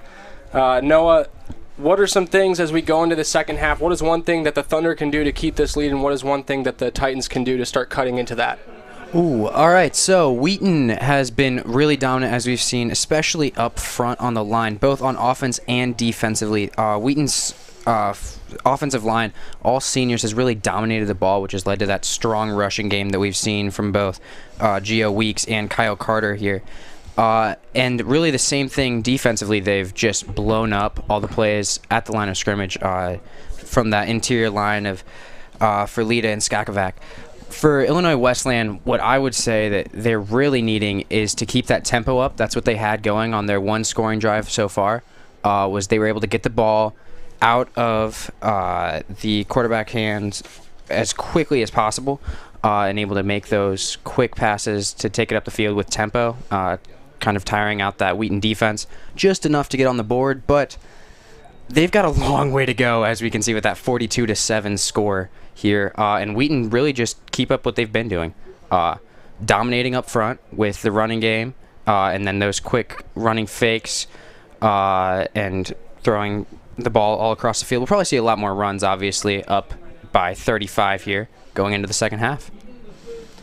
Yeah, and we'll hope to see the Thunder continue to build on their first half success as they received the kick during the beginning of this third quarter.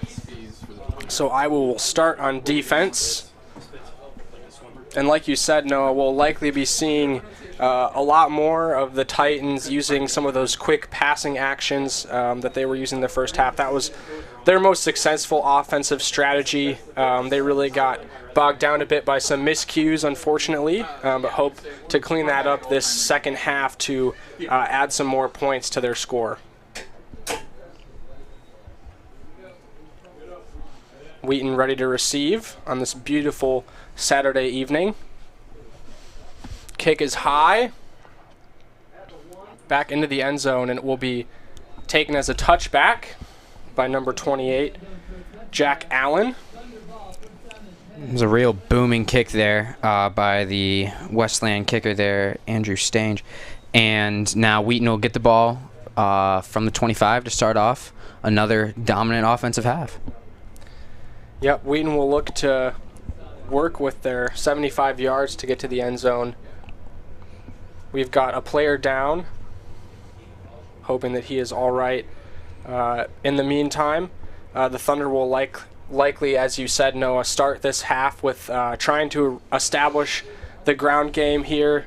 Giovanni Weeks had a really great first half, not only in the ground game but also in the receiving game. Caught some passes from Bowers and did a lot with them. We actually saw Bowers starting off the game with some really impressive running, with the first score of the game being a nice long run from Bowers himself to open up this scoring torrent that the Thunder have had. And now the Thunder line up on the field, ready to go. Bowers right behind center with Weeks back far behind him. Bowers takes the snap and gives it to Weeks, who cuts to the outside and is forced out of bounds after a gain of about 5. Yeah, we got Weeks here running the ball to start it off. I'm sure he's looking to take that leading rusher title for the game away from Bowers, the quarterback.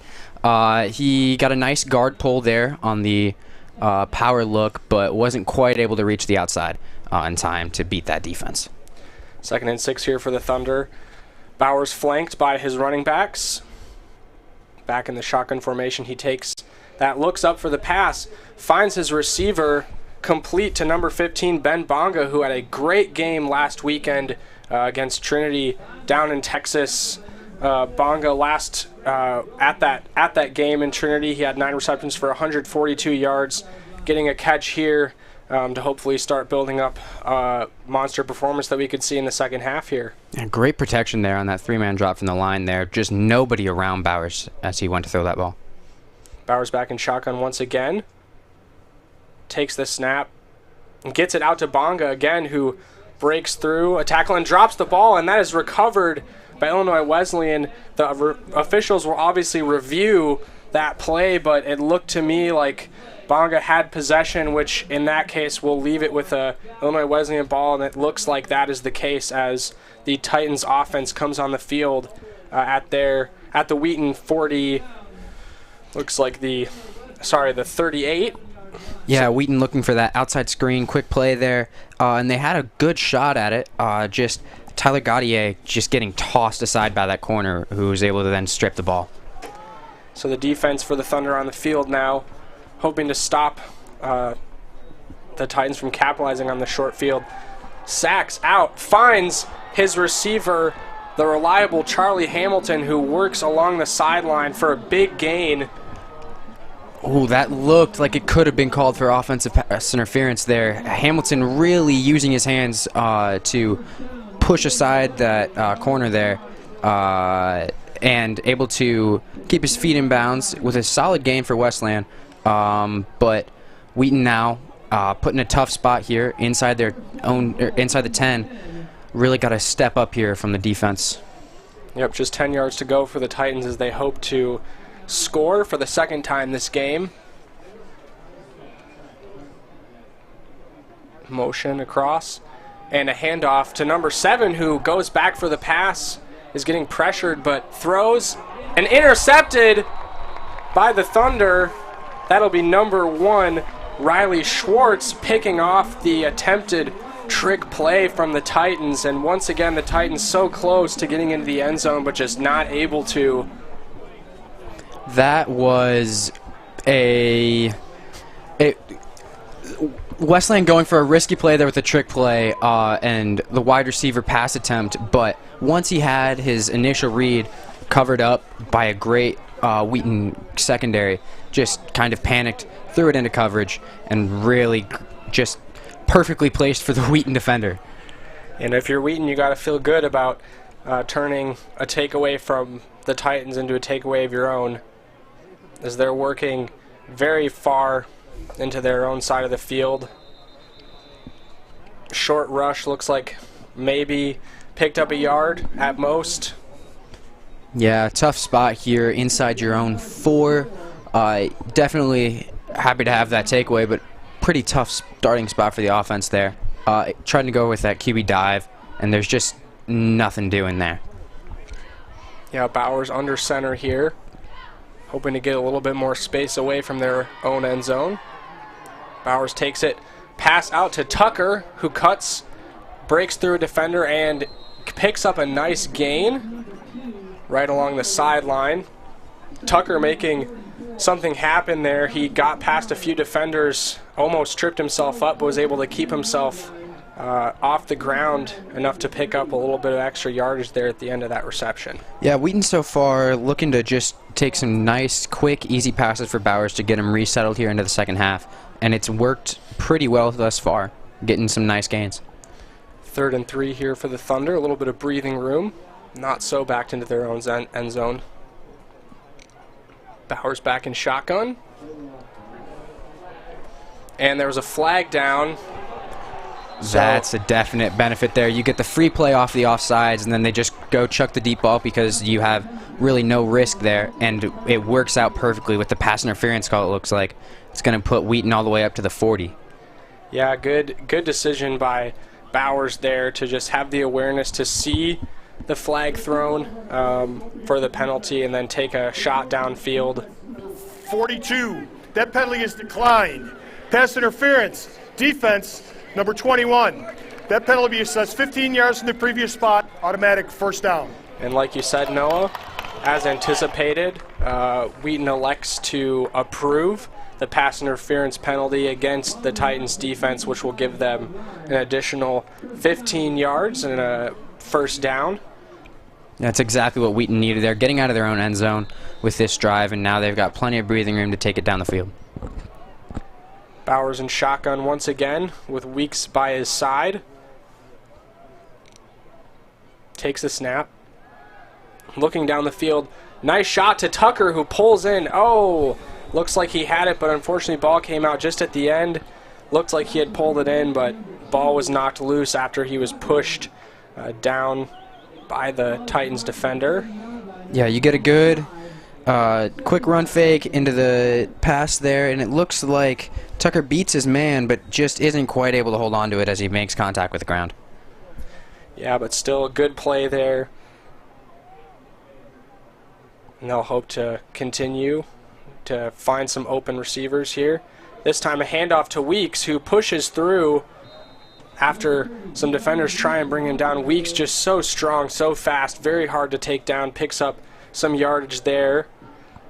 Yeah, and once again, just the strength of Weeks. You know, you only need to average like 3 yards a carry as a running back to just march down the field. You'll pick up all those first downs, and that's something. Now, he does much more than just average 3 yards a carry, as we've seen so far today with 3 touchdowns, but able to just methodically march down the field with him. Yes, if you're Bowers, you got to be happy having a weapon like Weeks on your offense. And Bowers rolling out to the near sideline, pump fake, finds Tucker again. Tucker been very busy on this drive, is able to haul that pass in along the sideline. That'll be a big gain for Wheaton. They'll have a fresh set of downs just around the midfield mark, and that's got to feel great for Bowers there.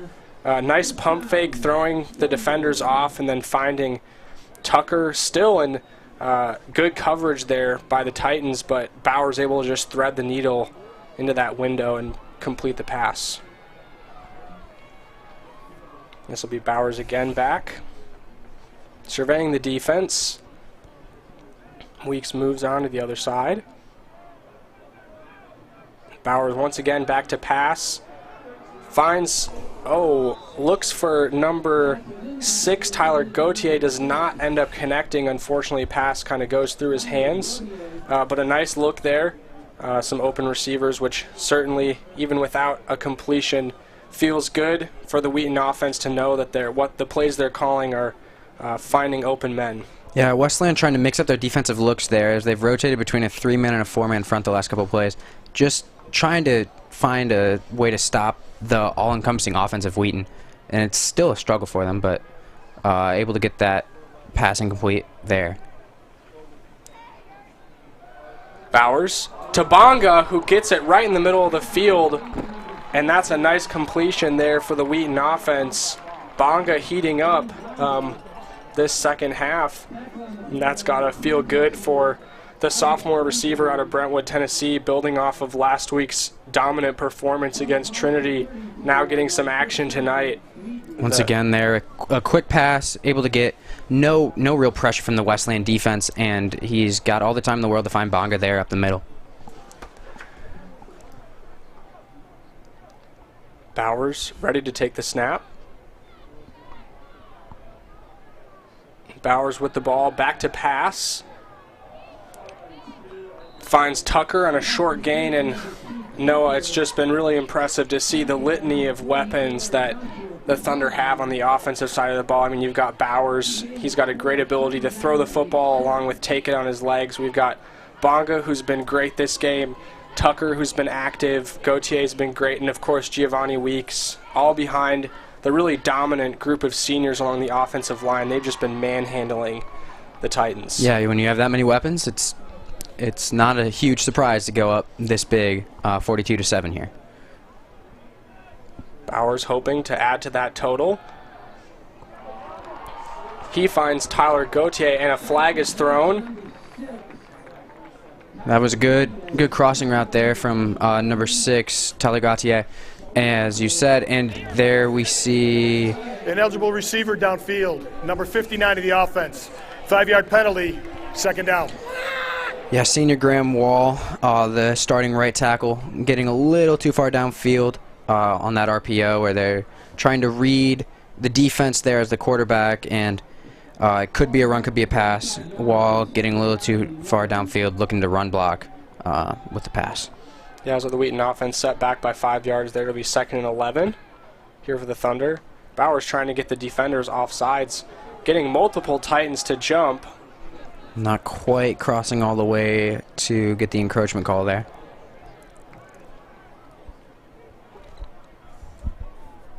Bowers and his receivers surveying the defense, pointing out things they've noticed, trying to set themselves up for the best success. Bowers back to pass, and that play whistled dead. And we'll hear from the referee in just a moment here on what that is. Delay a game. Offense. 5-yard penalty. Second down. Trying to read the defensive coverage and their blitzes. Taking a little too long with the penalty flag there. So now Wheaton's going to be backed up pretty far for a long second down here. I wouldn't be shocked if they went for some type of screen pass here like they did a couple of times in the first half. Take that, get as much yardage as you can, and maybe try to put yourself in field goal position here. Yeah, this is a long down, for Wheaton for how they've been playing this game. 2nd and 16. We've got just under 9 minutes left in this third quarter here. Still a lot of game left to be played. Charge timeout to Wheaton. Their first charge timeout of the half. And Wheaton there taking a timeout, hoping to regroup a little after 2 penalties. And we'll see what they can do after this timeout. Obviously, still playing very dominant football. We saw that turnover by their offense very early, and then the defense being able to generate a turnover right after with that nice interception from Schwartz. Wheaton hoping to bring this drive to completion. First, they'll need to convert on this set of downs. Yeah, Wheaton looking to try to find that spark of offense they showed for so much of the first half, putting up 42 points here, and keep that scoring up here. Looking to get a quick look here once again on offense, and then especially dominant up on the front lines here, and use that protection to march down the field. Yeah, Bowers will look to make something happen here with all of his offensive weapons. Back to pass. Bowers, pass intended for number 15, Ben Bonga. Unfortunately not complete. Good coverage there by the corner, Artis Benjamin, just able to swat that ball down. He was reading Bowers' eyes all the way there, looking for the ball, and just shut it down. The Thunder now find themselves facing a long 3rd down, 3rd and 16 to be specific, but hoping to still make something happen. They've been able to get big gains this game almost at will, and they'll look to do that same thing right here. Bowers looking over at the sideline. Wheaton receiver motions out of the backfield, out wide. Now Bowers back to pass, surveying, getting pressured, but unfortunately throws for Ben Bonga and just a little short. So that'll be 4th and 16 now for the Thunder. They will likely elect to punt here. Yeah, Wheaton trying to spread out the defense there with that running back shift into the receiver slot. But just Wesleyan not really biting there, able to get some pressure from their own line, and Wheaton forced into a punting situation here. Hopefully they can pin him back deep here. Yeah, and that's good for the Titans to be able to take advantage of those 2 penalties on the Wheaton offense to stop the offense from going any farther, and now find themselves in possession once again as the punt lands out of bounds. And the Titans will take over.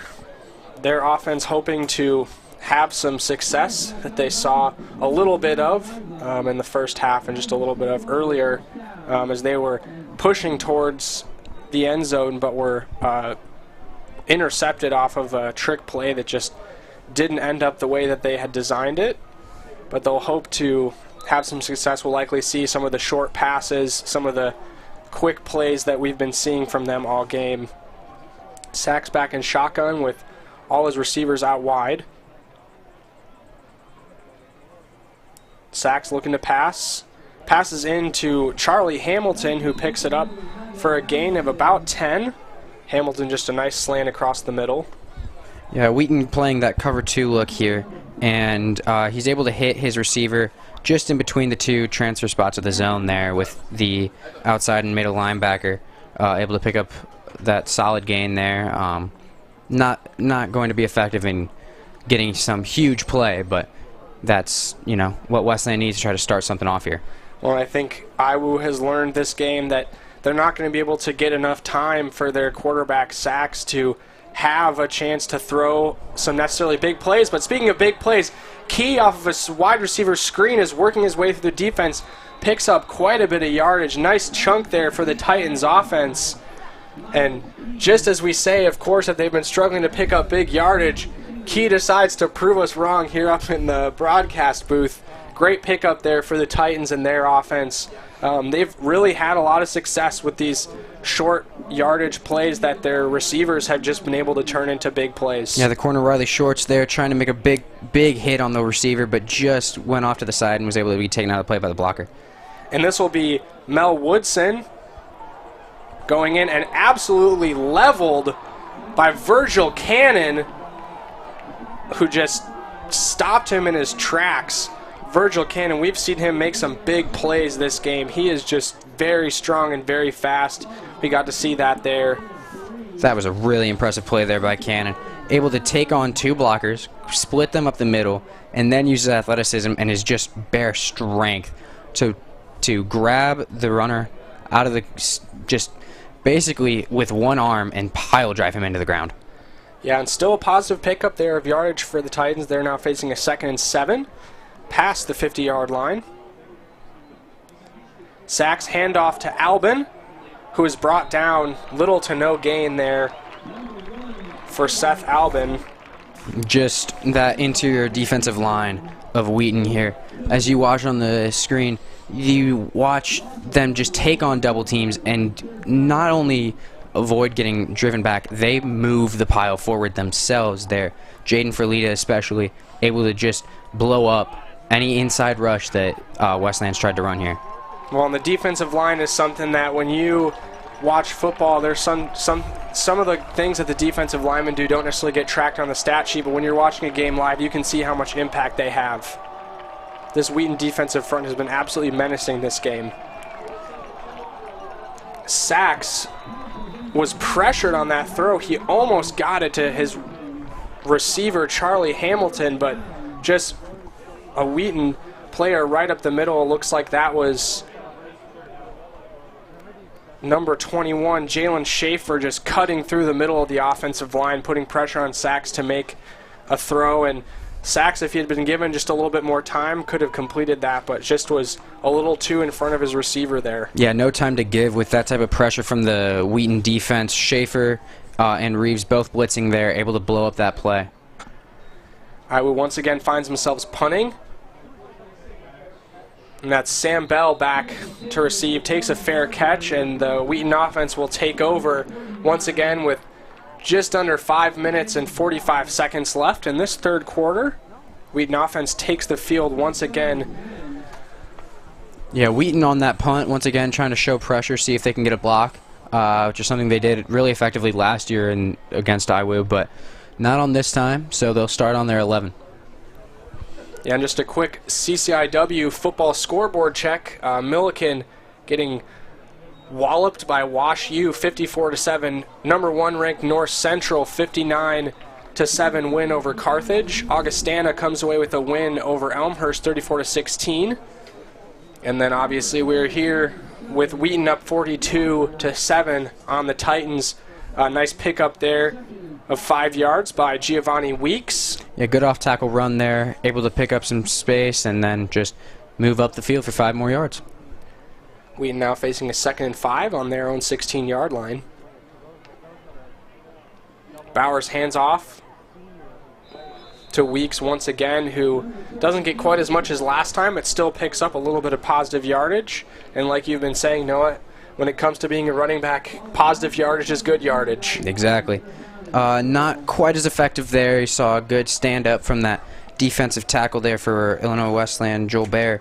But those lead plays that Wheaton's been trying to run, they've gotten just consistent yardage, never getting really driven back, which has allowed them to kind of dominate just time of possession within this game. Bowers ready to pass. Watch Tyler Gauthier here on the near sideline, pretty isolated from the rest of his team against a sagging cornerback, and that's a nice play call, and Giovanni Weeks gets tripped up along the turf after what looked to be a promising screenplay, and that'll be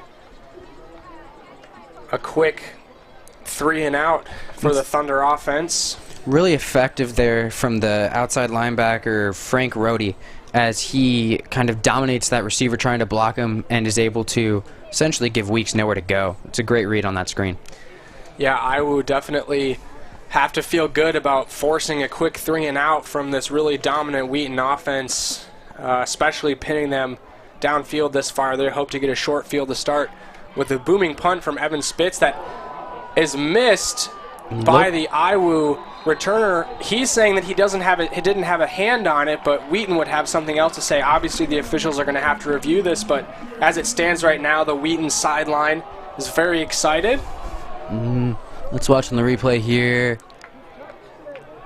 That sure looks like it touches his fingers, at least from our vantage point. Obviously, they can't really see it the same from on the field there in live action, but it was a solid punt there, able to flip the field, putting Illinois Wesleyan on the 40, and now Wheaton is lining up here, looking to probably shut down the passing game that Wesleyan needs to try to get back in this game.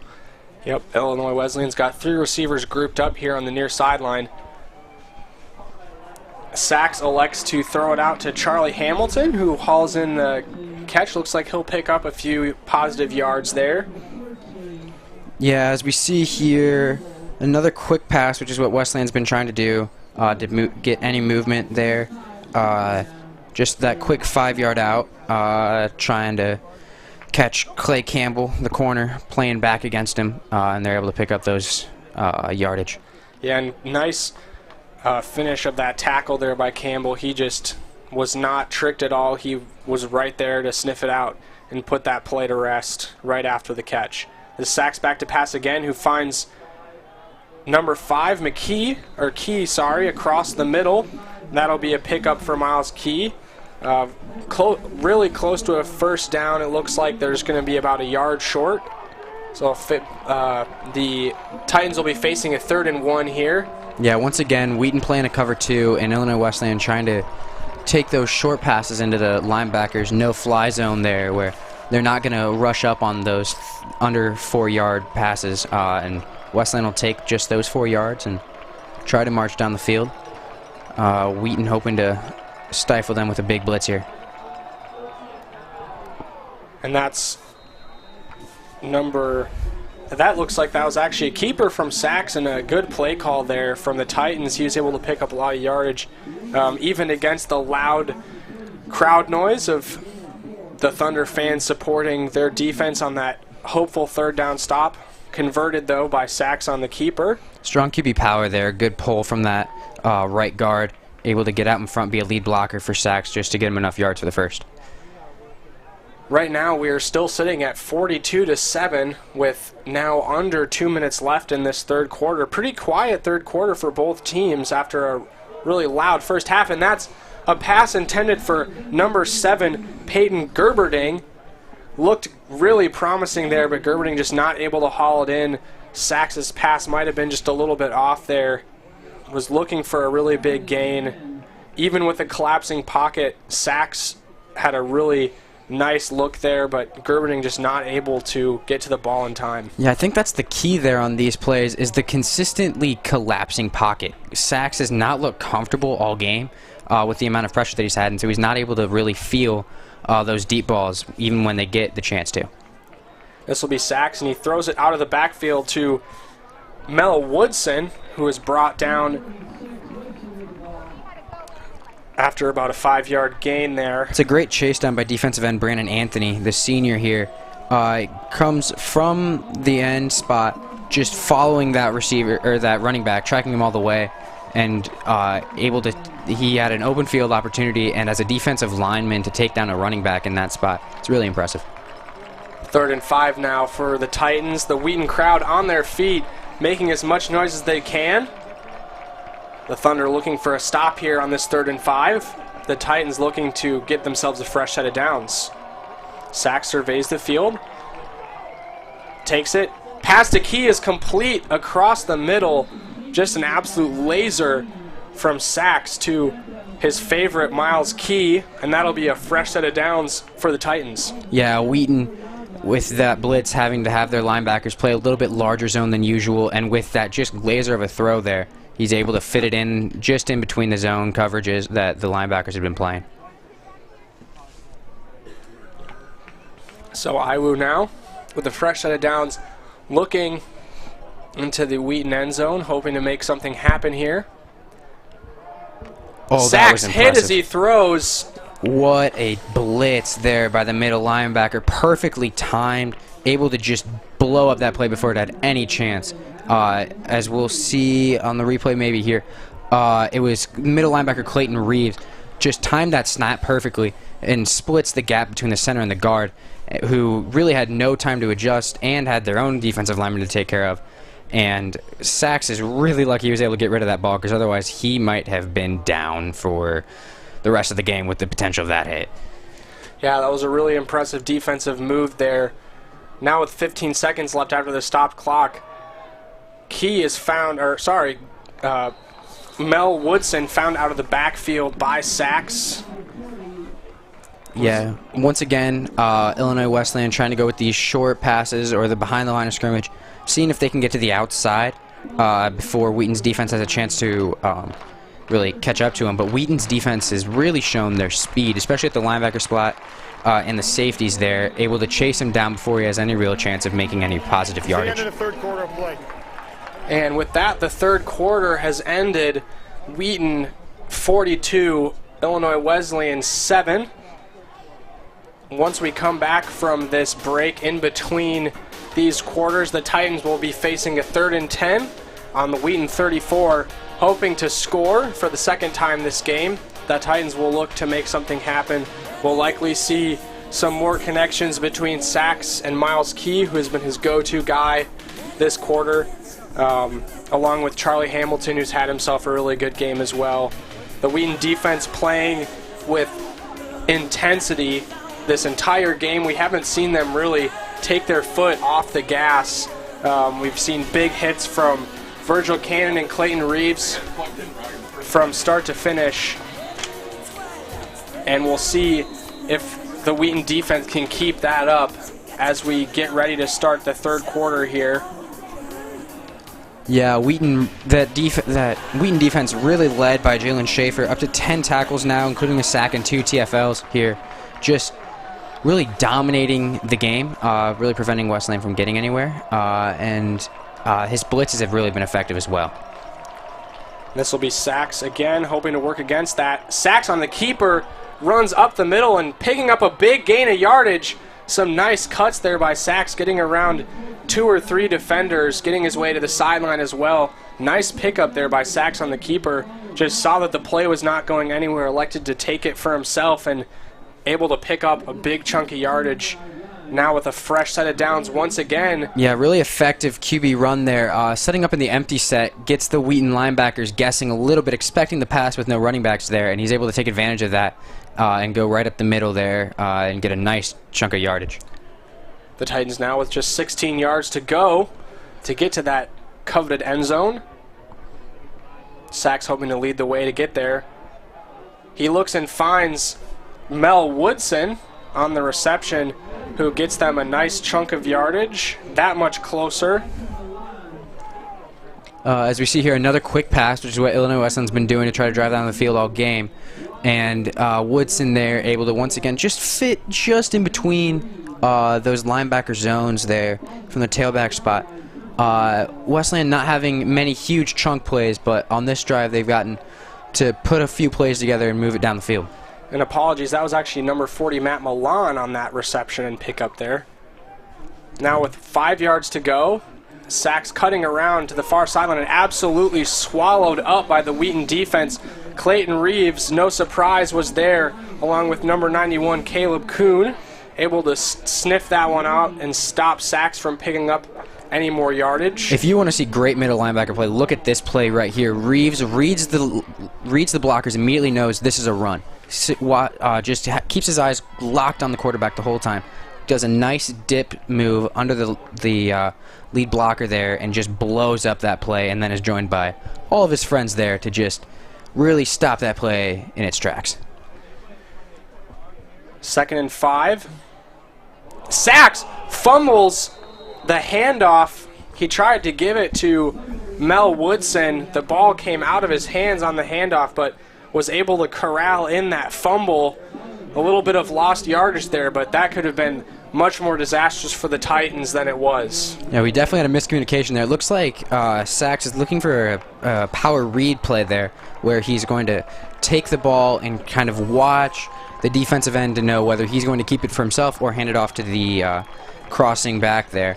It obviously, handoff was not very smooth, and that's kind of defined Wesleyan so far this game. They've gotten a couple of times into the red zone, but not able to really put much together here.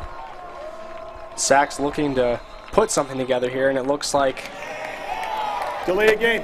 that Offense. play 5-yard penalty. called dead by the delay of game on the Titans, so they will be back 5 more yards, and they will be facing a 3rd and 16. More mental mistakes here from Wesleyan inside the red zone. They've had a couple of times, like we saw earlier this half when they were down in the 3rd quarter and had a shot inside their own inside the 10-yard line and then throw an interception. Here, have a near fumble disaster and then a delay of game, putting them back behind the sticks. Looks like now Woodson with the ball. He's pushing towards the end zone and taken out of bounds. Very, very far from where he wanted to be. That really stifling Wheaton defense, pushing him out of bounds. And now the Titans will face a 4th and 11. If they're going to try to win, they have to try to go for it here on 4th down, which is going to be a tough play. Once again, Reeves chasing down a play across the field. Great speed from a middle linebacker. Also want to shout out on that option play, the defensive lineman really keeping himself grounded on the quarterback so that he has to toss it outside, so they're not really able to have the multiple options. Sachs once again back to pass. He looks and finds on a screen play. He finds Woodson, but he's brought down immediately by number 22, Stephen Watson, who's had himself a really great game. He takes down that play before it even has a chance to develop, and that'll be a turnover on downs. So the Wheaton offense will find himself on the field once again. Great play by Watson there. They rolled a safety down here so that they have 4 down linebackers able to more effectively cover the whole field. Watson waits, finds the running back, and then as soon as he catches the ball, it just wraps him up, nowhere to go. And Bowers now out of the game. In for him is Jeremiah Tucker, a senior out of Arlington, Texas. Tucker been a really great player for the Thunder over his years. Last year was threw 4 touchdowns, was also really effective as a rusher. He had 4 touchdowns on the ground as well. He's hoping to build some more to his resume tonight as he is in now at the quarterback position. Tucker is surveying. Gauthier is moving towards him, the pre-snap motion. Tucker back to pass, looking, and Tucker will like to keep it on his legs. Nice little cut there, taken down by number 4, Frank Rohde for the Titans, able to stop that play before Tucker was able to break off with more yardage. Yeah, Tucker gets some open space here with the way that the pass coverage on the 5-step drop takes, but the linebackers recognize that, especially Rohde there coming up, and not quite letting him get all the way up for the first down here. It's going to be a long 3rd, and I'm going to guess that they're going to try to test out Tucker's arm here. Yeah, we're likely going to see Tucker with a pass here. He's joined in the backfield by Weeks. The Titans rushing. And that play is sniffed out very quickly by the Titans defense. No gain there for the Thunder as the pass to Weeks didn't end up developing or going anywhere. So that'll be a quick 3 and out for the Thunder offense. Yeah, had the development of a screenplay, but not quite the effectiveness there as the safety, Anthony Wackel Jr., really reads that well as he rolls down. They got some of the linebackers to bite on the screenplay, but couldn't get everybody, and so not able to do it. Wheaton punting out of their own end zone. That Spitz with a nice kick. High, lands out of bounds. The Titans will once again have a chance to start with a short field for their offense. Now under 10 minutes left to play in this game. Scoreless here in the second half, for both teams. But Thunder still sitting comfortably with the 35-point lead. Yeah, not a super effective punt there, and Wesleyan will get great field position here to start from Wheaton's 35. It'll be interesting to see what they try to do. They've had a couple of different drives here where they've marched down the field and then just been stopped as soon as they get into the close coverage of the end zone. They're going to need to figure something out here. And that'll be a short rush there from Seth Albin. We'll see here number 5, Virgil Cannon, just sort of keeping, as a linebacker, he reads the play and really holds contained there. He's the reverse player, so he's got to just make sure that the running back's not able to bounce it outside, and he does that well, and so that with the nowhere to go, the defensive line just swallows that play up once again. Sachs will start with everyone out of the backfield. He hands off on an action to Key, who is hit hard and pushed out of bounds. Clayton Reeves, what a surprise, was there for there. He was there to sniff out that play, push Key out of bounds. And great work there by the Wheaton defense to hold the Titans to a short gain. Yeah, that had a shot there. Wheaton tries to send pressure there with Jalen Schaefer, who has a great blitz. It's just out of the play with that quick jet sweep. But Clayton Reeves just been dominant from the middle linebacker spot with his speed, able to get to the outside and not let it go anywhere once again. Sachs starting in the shotgun position here. Key cutting across.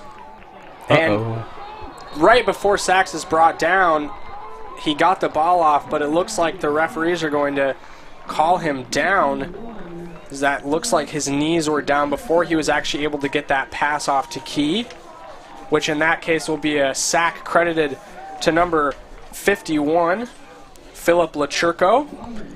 Yeah, it's a great job by Lachurko there, able to just really beat that offensive tackle here. It wasn't a lot of real, it wasn't great competition there, as he just had nobody even really put a hand on him as he blows up Sachs there. Now facing a 4th and 13, the Titans will go all in here. Sachs surveys, and that throw is intercepted by number 12, Max Wilson, for the Thunder defense. Wilson wants that pick there for the fun stat line, but more effective here. After that turnover on downs, they'll get better field position to start off for the offense. Wheaton sends a ton of pressure here, and really just pressure has been what Sachs has felt all day long. Nowhere to go with the football. Is seeing just the big bodies surrounding him from all sides, and once again, nearly throwing another interception. Yeah, and it looks like that was actually not an interception. It looks like he didn't have possession before he hit the ground, but the offense is now back on the field. Tucker with a nice handoff there to number 9, it looks like.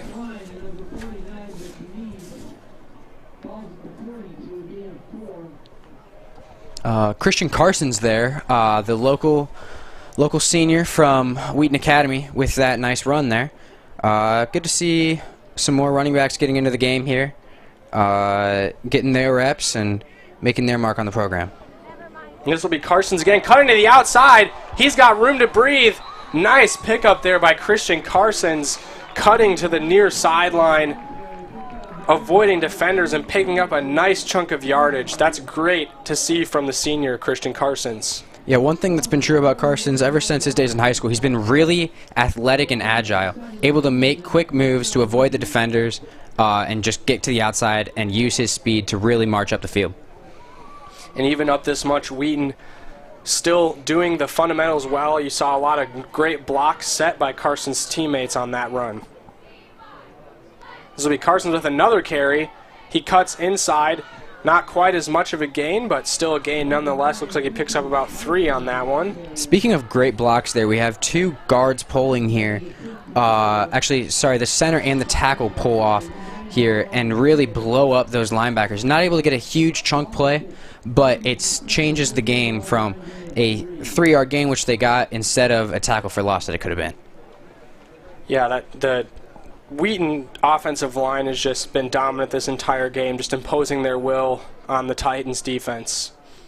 Tucker with the snap, and he gets it out to number 28. That'll be Jack Allen, senior out of Kennesaw, Georgia, with the pickup there. Yeah, these quick short passes, we've seen them all game, really from both sides. Not a huge gain. It's a good read from the defense there.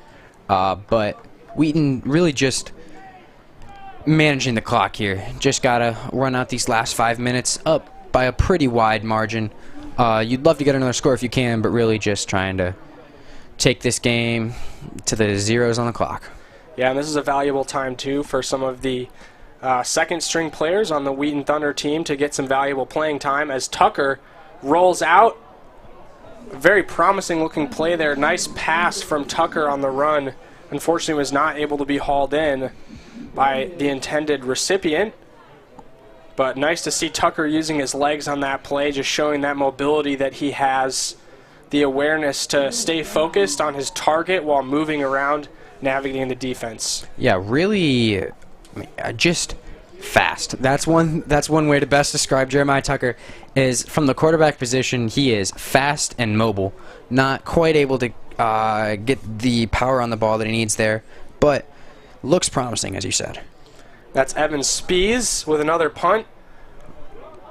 This one has a favorable roll, will be picked up by the Thunder special teams just inside their own 10-yard line, and that's a great position for the Wheaton defense to find themselves in, with the Titans facing a really long field. Yeah, Spees, just his last punt wasn't exactly what they were needing, but right there, just perfectly placed. Wow, I can't talk. Punt perfectly placed. But right there inside the 20, right on the 11-yard line, Illinois Wesleyan got a long way to go and a short time to get there.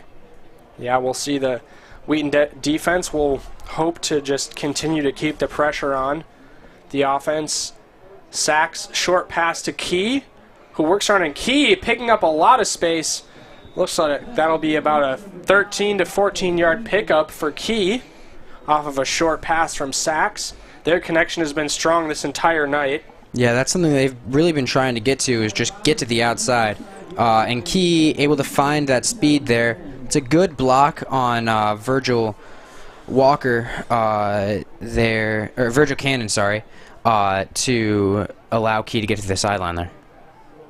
Sachs finds Key again on the other side of the field, and Key working through the defense, picking up about another 10 yards, and that'll put Key up to 10 receptions on the night.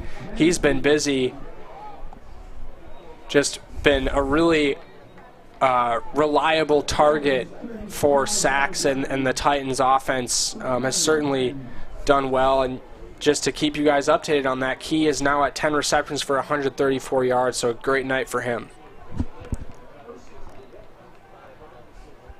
Sachs back to pass once again. Short pass, this time to Matt Young, the junior out of Bartlett, Illinois. Yeah, as we see here, so these three-step drops that Illinois Wesleyan's been doing since about midway through the second quarter, especially to try to mitigate Wheaton's dominance on the line in the passing game, especially, and that tempo along with that is allowing them to get a few more yards here. Wheaton's going to need to make an adjustment. Yeah, and just under 3 minutes left in this one.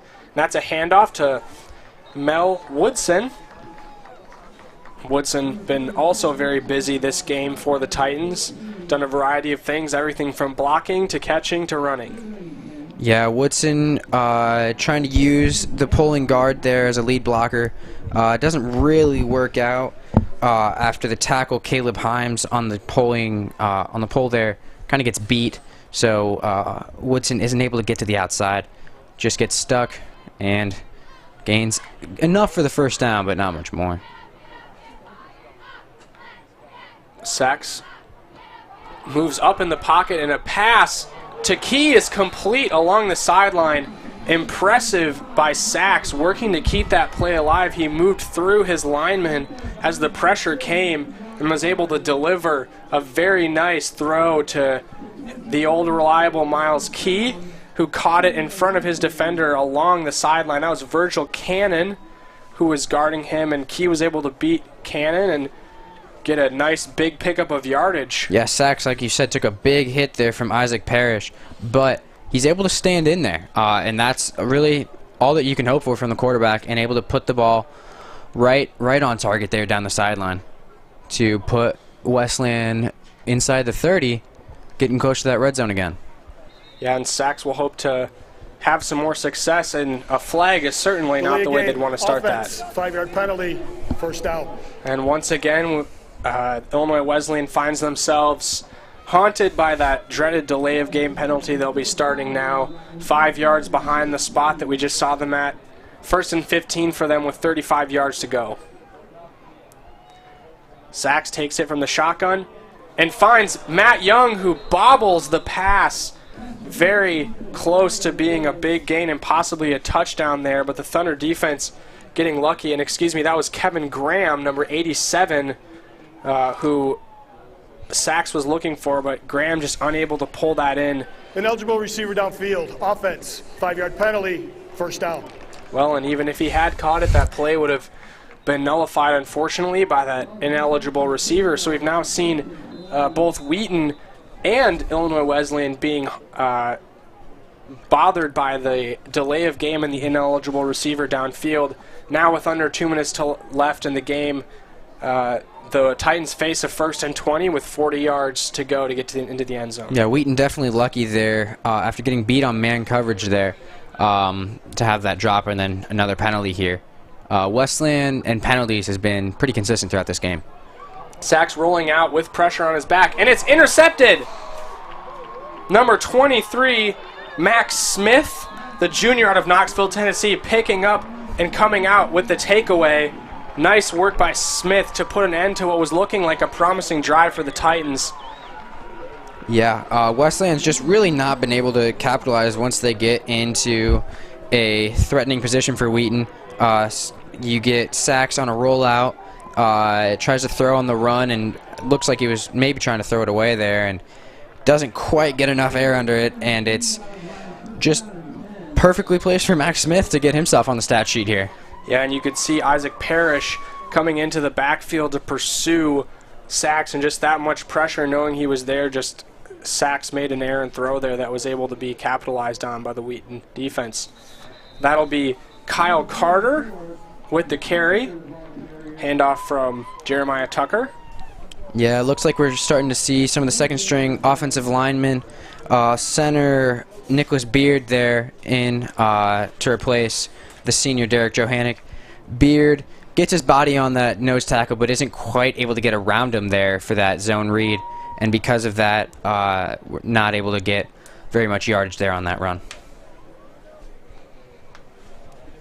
The Thunder offense looking to the sideline for the play call.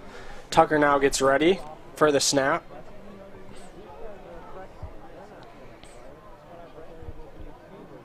Tucker takes it, and that's a handoff once again number 44 Kyle Carter, who takes it for little to no gain there. Yeah, Wheaton will take that. We're just running out the clock here. Not necessarily looking for huge plays, just looking to take those 25 seconds left down to 0, and we are nearly there. Nearly there for a great big first win, end that 2-game losing streak that Wheaton has been on, and it looks like that is it for the game.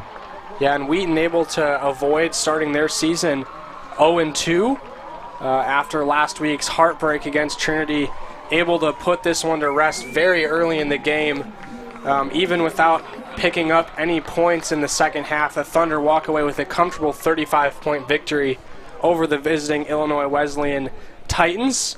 Some statistics to highlight from this game. Will Bowers came out and had himself quite a performance, threw for 333 yards and 4 touchdowns. Giovanni Weeks was busy this whole game, found himself getting a lot of work on the ground and in the air. And on the Illinois Wesleyan side, Sachs, despite being pressured for the majority of the game, was able to complete quite a few impressive throws, many of which came to Miles Key, who finished with 12 receptions for 168 yards. Yeah, it's a great first win for Wheaton. Looking to take that into the rest of the year with a strong start to conference play, and they will look to continue that in the weeks to come. Yeah, great performance all around from the Thunder in front of their home crowd here at McCulley Stadium. Thank you for joining us tonight on this beautiful Saturday evening for a rousing game of Thunder football. Again, final score, Wheaton Thunder 42, Illinois Wesleyan Titans 7.